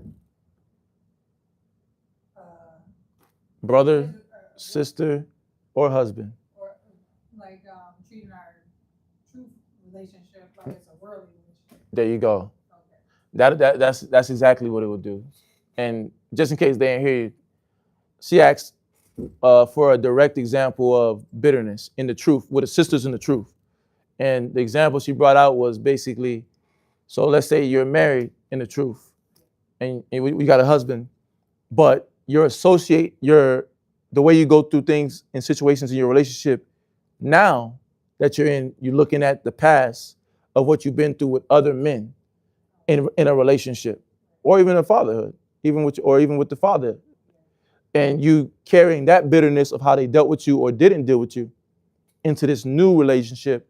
So you're using that logic as your method on how to deal with your husband. And so yeah, that's an area within itself. That's a bitterness, because you haven't let go of the past. Now you're not bitter toward this man, but you have a bitter feeling toward men while being in relationship, because you're just you're throwing things at somebody that don't apply. Right? You see that? But the bitterness in that person is the fact that they haven't let go of how they've been dealt with in the past, outside of the person they're dealing with now. You see that? Yeah. So, and that's the spirit where the Most High is saying, watch out for that. Get rid of that spirit, you know. And there's people that's bitter right now for the things that they're in right now, because in the truth, or before the truth, if you was with your man before the truth, and y'all were dealing with verbal or physical abuse, right, drugs and all these different things, you'll come with that bitterness to the truth, as he's saying he's changing. But then when he comes at you stern, you reflect back to the way you were treated with him at that time, when now he's transitioning to a new man. What you got, Bree? So would you say bitterness like manifested unforgiveness. Manifested. Like that's what it is, really. I like that. And that, do you know what's great? I had the definition. So in simplicity, because what you were bringing out the examples of the situations on different moments that it plays out. And yeah, what did we do that in the truth? It's the same thing though. It's the same thing. You cancel out the Most High, but you're like trying to visualize how it connects. Yeah, and then she just brought up the definition. And I actually had that definition where it says bitterness, spiritual affliction, right? You catching hell, you're going through it, but in this sense, where it's saying spiritual affliction, you're taking it the wrong way. The things that you got to suffer for being in the truth, you're taking it the wrong way. You got a distance from your family, but then you're like, damn, but my family, I love my family. And you acting like the brother is separating you from the family, or the husband separating you from the family, but the Most High is really doing that. And now you're bitter toward them because you feel like it's their fault, when it's really just the Most High is causing you to be severed. So now you're going through the spiritual battle that you're not processing the right way, which makes you bitter. What you got, Tiffany? Say something like what she said. For a single person, is it considered bitterness if you choose to not want to be in a relationship? Okay. No. Now, it depends on the person and what's going on in their mind about why they're choosing that decision to not be in a relationship. This is what I mean. You don't have to be in a relationship if you don't want to, right? You don't have to. I mean, Judith didn't marry no more, right? And so that don't make or break your righteousness, you being married. But if you're saying, man, I don't want to be married. It's just men is too much to deal with. So I'm good. I don't like these niggas ain't crap. And I don't think I'm gonna find another man. If you're looking at it that way, now you're holding bitterness, which is stopping you from even considering that. Now, if you just don't want it, you don't want it. But if you're doing it with a logic where it's like you want it, but you just got this idea in your head where you like don't want to deal with men because you don't want to deal with the trials that it comes with, and you're just trying to avoid an experience but want something physical from the Father, that's a whole different thing. What if it's where you don't want all the trials, but it's just you really want to focus on the word? That's fine. That's fine. No, like I said, that's fine. You're just trying to focus on your spiritual growth. You're trying to deal with yourself. You're trying to deal with the children, and you're trying to make sure that you're rooted in the truth. That perfectly fine. But I was just pointing out the other thing where the bitterness can be there. It's connected to like class. I don't like men because men just get on my nerves. They get me angry. This man did me wrong. This man used to verbally abuse me. This man used to physically abuse me. This man didn't pay me no mind. This man, all he do is complain. And then there's that bitterness of I'm avoiding. That's more of like now you're avoiding. You know, you want to be in a scenario, but you're lying to yourself saying you don't want to because of X, Y, and Z, which is the things we just pointed out. Right? And that basically, like the definition, which gives it direct, you just refusing to forgive. Right? And so now but I wouldn't encourage that person right there either to get in a relationship. I would encourage them to do what you're saying you want to do. Focus on the Most High. Focus on getting your spirit right. Focus on getting your kids in order. And if the Lord naturally wants to bless you, then that's the thing on the road. But if your mind chooses to say, hey, I don't want to be in a relationship, that'll make or break your righteousness. You see what I'm saying? You get the balance of the two statements? Okay. Yeah, so and if you need help, if sisters need help understanding that more, you got counsel to understand, okay, am I doing this because of past experiences, or am I doing this because I'm clear? It's a good desire regardless on either spectrum, but the one that needs the counsel that's doing it through a bitter act, they need counsel so that at least be able to just clear up that spirit out of them. Not saying that, oh, I'm trying to clear that spirit up so you can go seek a husband. No, just to help you even just clear that spirit up out of you so that you don't not deal and you just have this perspective towards men. Because you can not be in a relationship, have a perspective toward men, and men are going to be here helping counsel. And then you be like, you're just looking at it from a man's perspective. You don't understand women. Then you'll have that negative mindset. So even outside of a relationship, you'll carry that into a brother-sister relationship, a priest to sister, a student to teacher relationship. You'll carry that into it. And you're like, man, men don't understand women. You'll be a Israelite feminist. You'll be a feminist Israelite. Because a lot of people do that, think that men can't understand women. Yeah, but that's not the case. That's not the case. The wisdom helps you understand all things. All right, counsel helps you understand all things. Talking it out helps you understand all things. So, but we get the bitterness, right? So, and just the definition a little bit. Here's a more vivid one too. It says the definition of bitterness, right? Excuse me. The definition of bitterness is the emotional state of feeling distressed. And it goes on to say, you can put comma, disappointment from unmet expectations. So you have expectations about situations and how you want them to play out, right? Your interactions with a brother or sister, right? You might have just giving this idea. You might be a sister with a bunch of ideas, but you feel like your ideas always get shot down. And it can start getting you to think that person don't like you. And you might think that person has something against you. And so now you develop this bitterness toward that person. Y'all see that? So, and I'm just giving these truth examples because that was a good point you made, just to make sure everybody's connected into now, in these different scenarios. Or you might be the sister where you've been being counseled in your relationship for all these years, but then you feel like the brothers are being sexist. And then now, because you have that ill logic, which is not true, it's not based off wisdom, right? And then, matter of fact, you're sitting there counseling yourself about it because you ain't telling nobody, then you develop a bitterness toward that situation because you feel like when you step into the counsel, you feel so right and that you did no wrong that you feel like the man should just be all the way just shot down. Why y'all not purging his spirit? Why y'all not shouting and whatever you looking for to happen to that brother? You feel like it ain't happening. So you feel like you develop a bitterness toward counsel. Counsel don't work. It don't help. It seems like when I counsel, things get worse. Things don't get fixed. It seems like when I counsel, things get worse and I bring things out, then I get looked at as the wrong person. And that's the bitterness that comes in. And go to Isaiah 5:21, but we can hold where you at.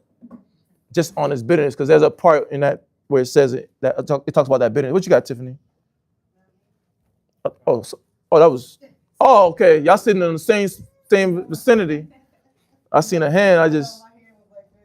Okay, yeah.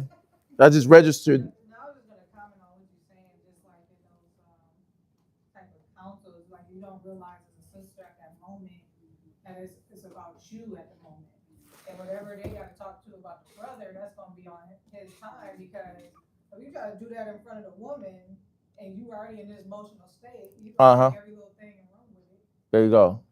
So whatever that brother might be telling the other brother, you don't need to be in that conversation. There you go. So he gonna get his, whatever the case may be, then you might talk to him after. So you stepping out of order again. Yeah, but this is about you. So it doesn't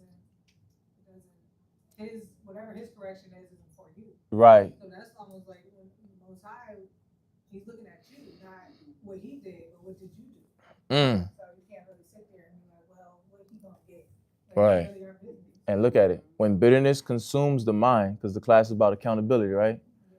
You don't want to be accountable, so you're trying to find why they ain't talking about him, and you feel like they only talking about you. Yeah. They probably could have did it 2 days ago, and you just getting counseled 2 days later. And he probably got dealt with on his portion. Now they dealing with you on your portion. But that's not your job to focus on that. Yeah, right. I just got gone into. Right? Right? Right. But it's like that. But you see how it causes you to forget God? How not taking accountability causes you to not consider that God don't want you to focus on that. That's not your position to focus on how that man is being dealt with in counsel. Right? Not unless that moment requires it. But if it doesn't, then you don't need to know. That's not your job, that's not your position. You need to focus on you. You see that? Read that, Isaiah 5:21. Isaiah chapter 5, verse 21. Woe unto them that are wise in their own eyes. Oh, 5:20, my bad. 5:20, select it. Isaiah 5:20. Isaiah chapter 5, verse 20. Woe unto them that call evil good. They call what? Evil good. So now your mind transitions because of the bitterness. And it's going to say it, so I'm going to let it read on. Go ahead. And good evil. Go ahead. That put darkness for light. That what? Put darkness for light. You start thinking the evil is the way to handle situations. The evil method, anger, lashing, right? Pornography, lying, slothfulness. You start thinking these are the ways to handle your battles when none of these things fix situations. Read on. And light for darkness. Right? That put bitter. That put what?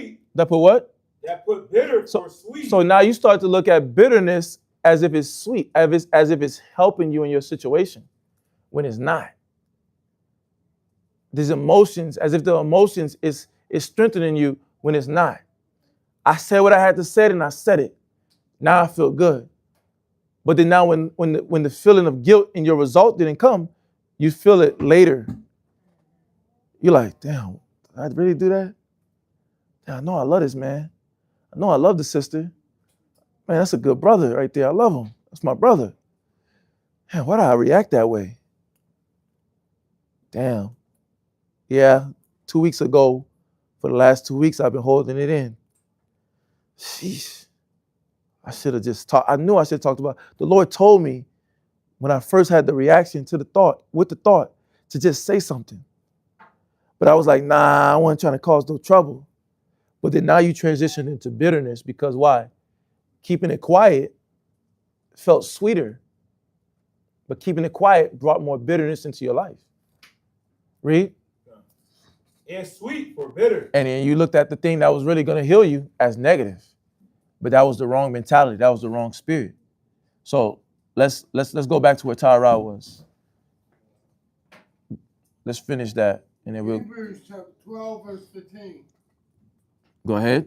Look diligently, lest any man fail of the grace of God, lest any root of bitterness springing up troubles you.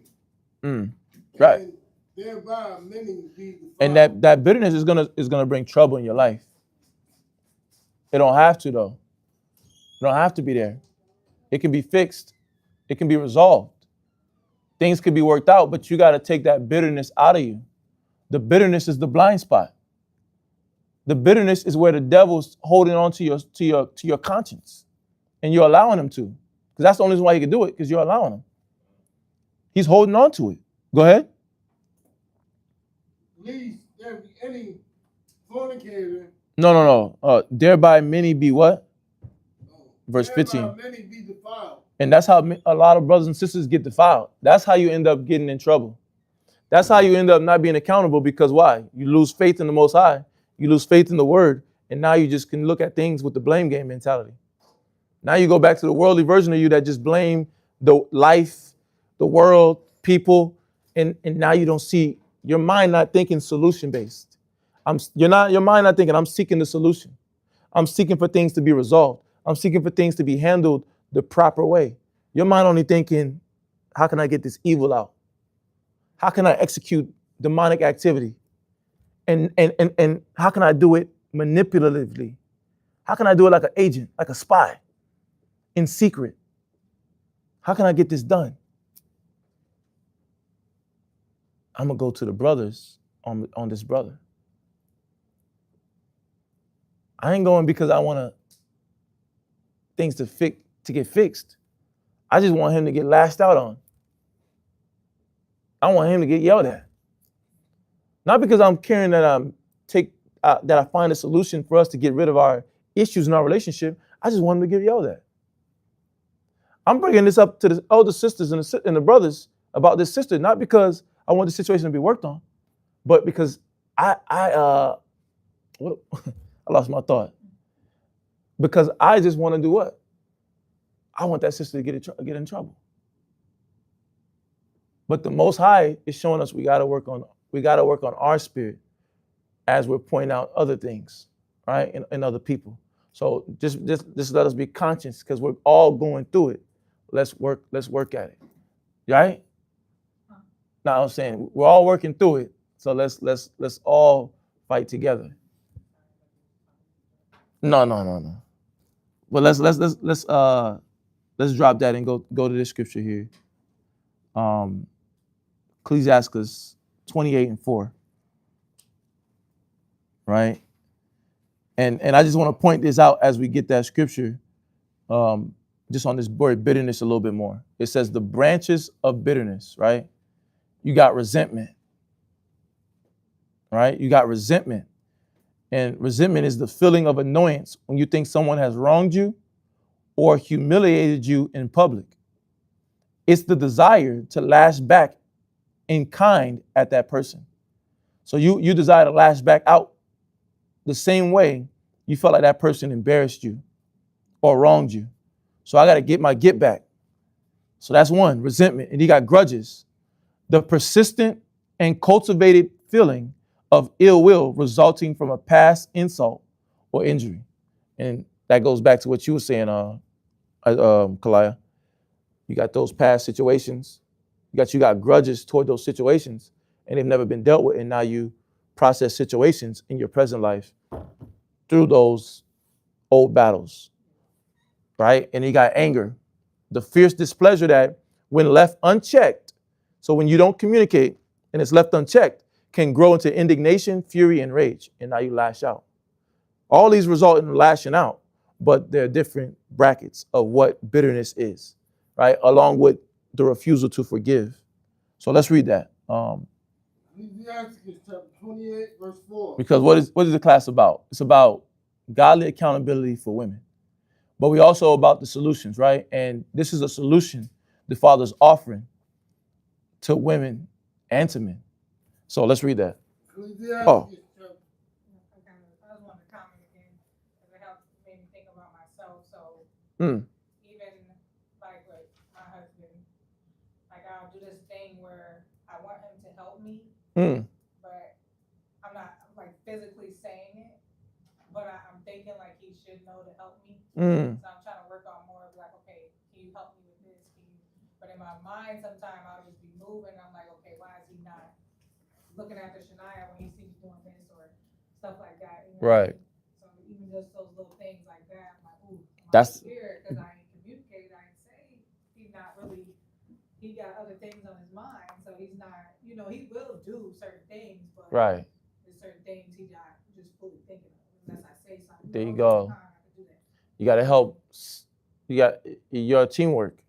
Yeah. There's got to be teamwork, is what you're saying. And you're like, man, I got to be mindful that we're a team, and I got to play my part as the point. I know he's the point guard.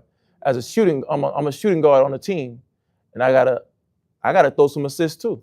Right, but then I'm like low key getting mad at him for no reason. There you go. Because I need a max. Right, and but that's what be causing. That's what makes the branches of bitterness that can turn into that. Yeah.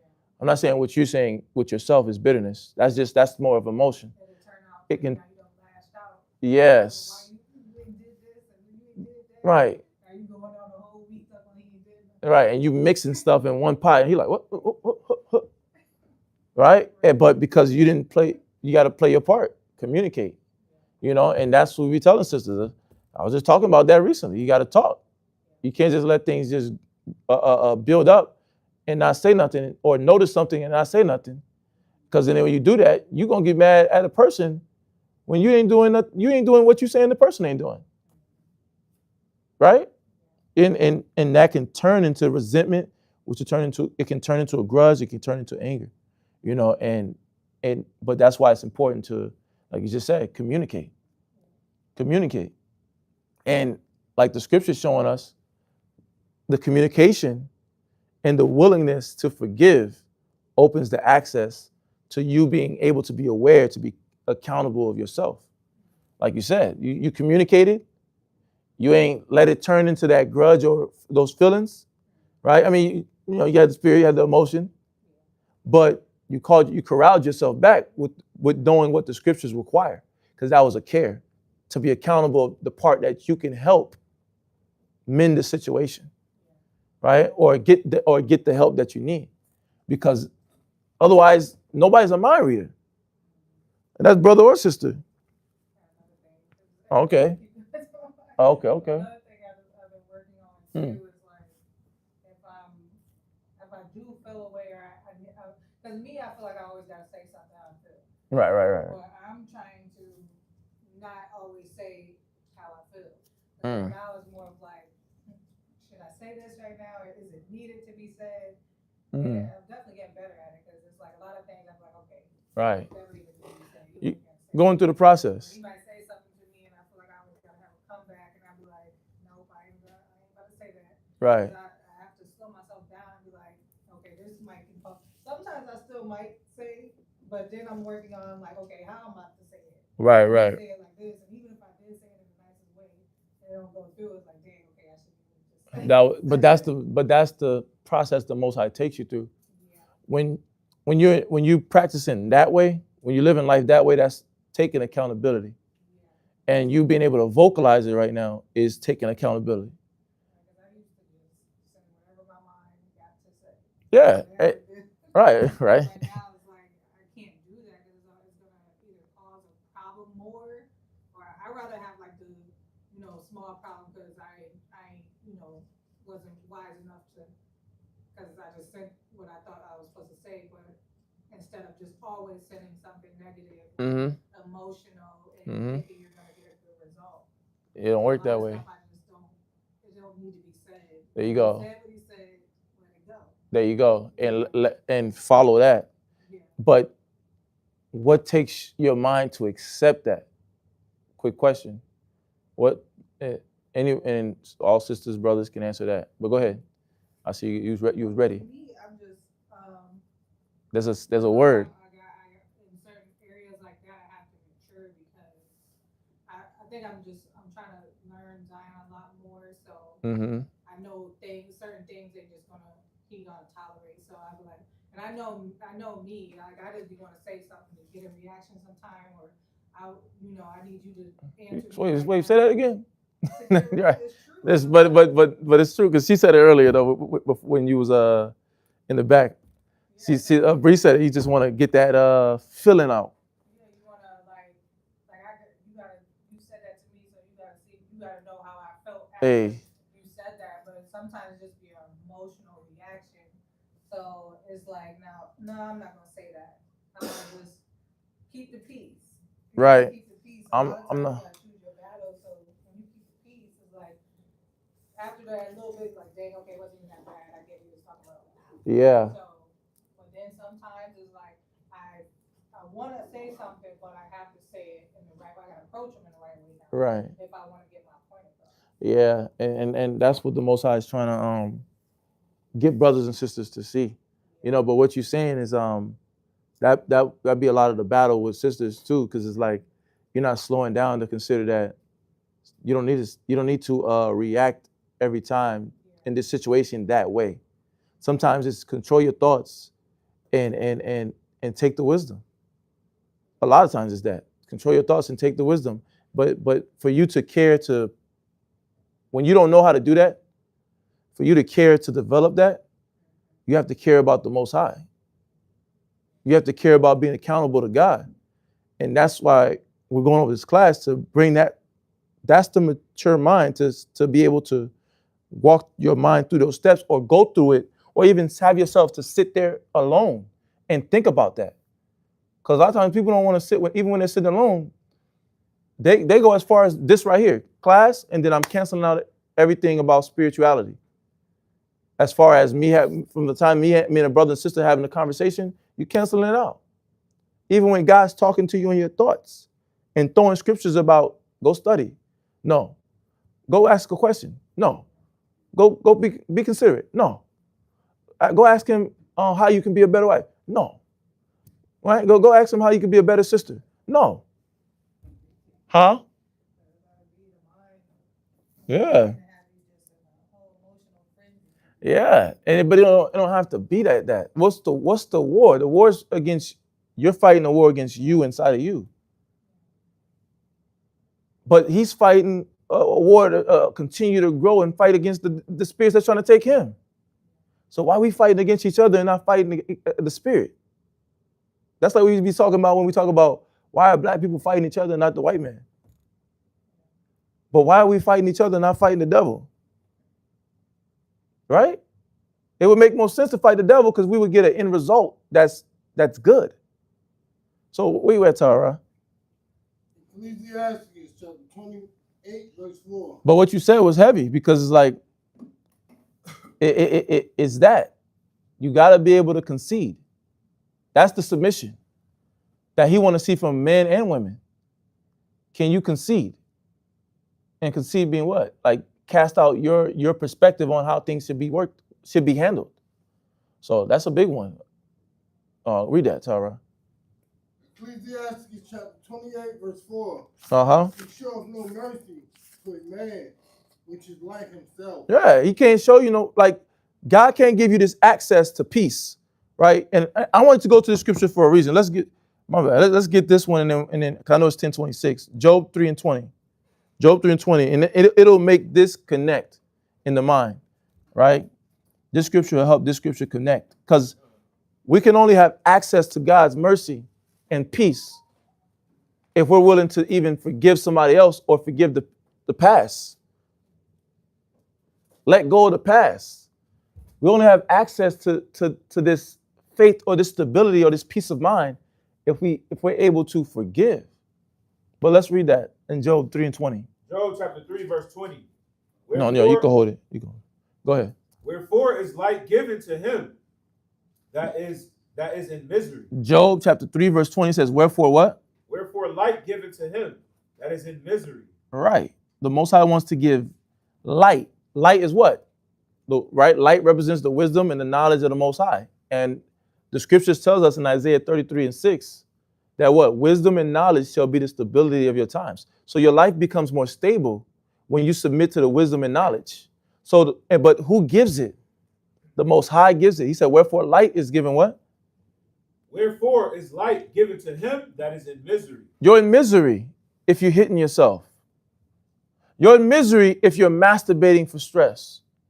You're in misery if you're crying within your thoughts to yourself. You're having a full-blown conversation to yourself and fighting against wisdom. You're in misery.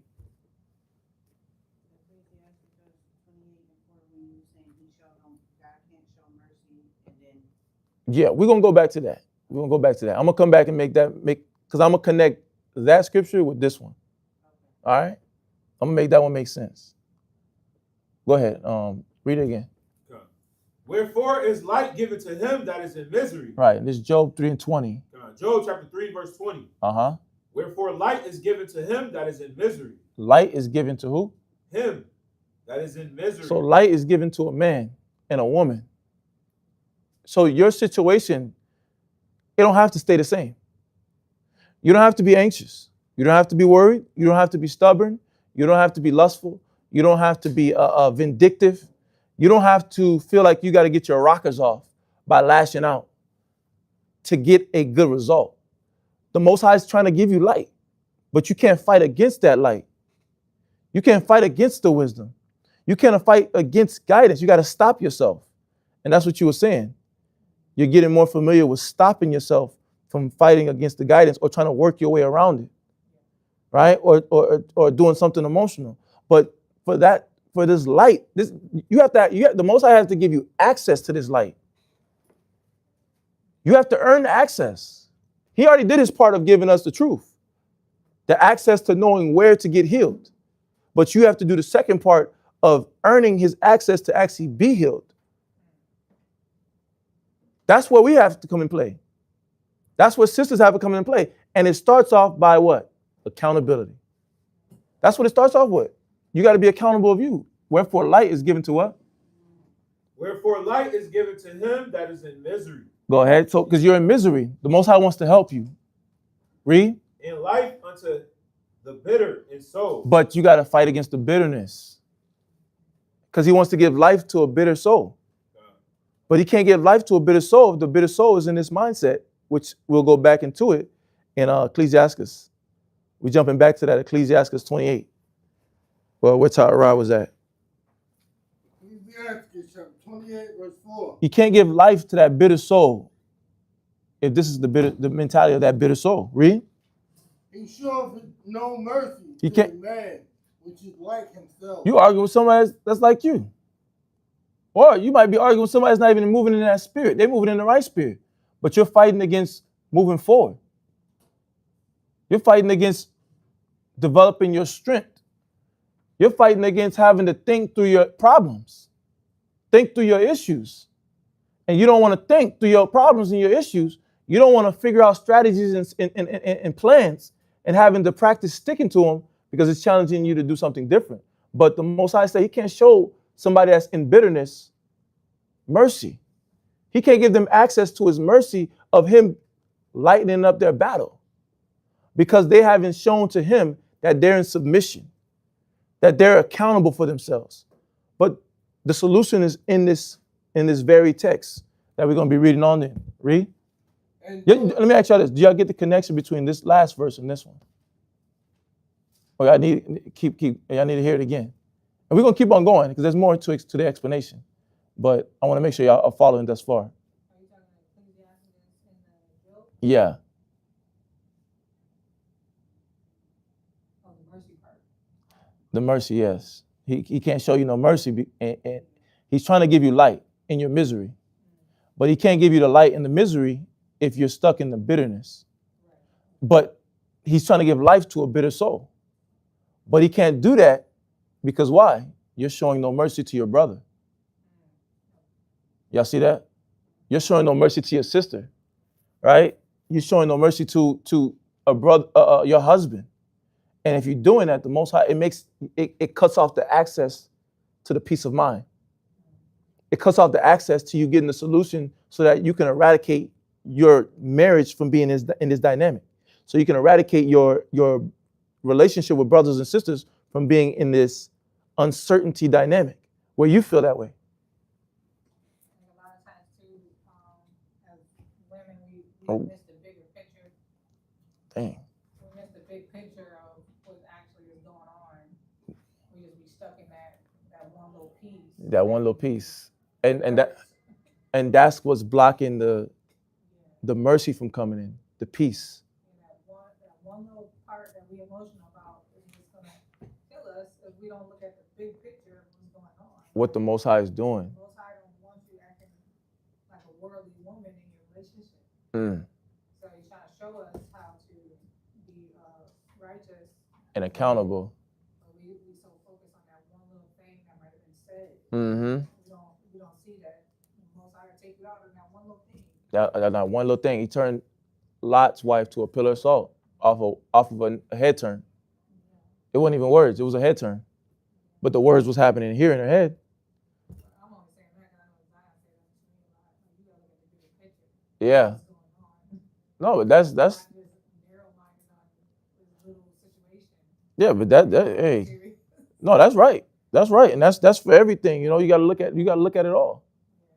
You gotta look at it. But to do that, you gotta slow down. And we're saying it, but you gotta care, you gotta slow down. And what you gotta care about? Being accountable to God. You know, you gotta see that. And it gotta be, you can't give yourself a rest from thinking. Right. The other day I read Matthew 24. And that chapter right there was like, okay, this is really the bigger picture. So a lot of times you just be wasting time on little things. So I try to correlate that chapter with just like being a wife and a mom. Right. And all that stuff. And I'm like, yeah, like this is the bigger picture of what's really going on like around us. So if I keep dabbling in these little things,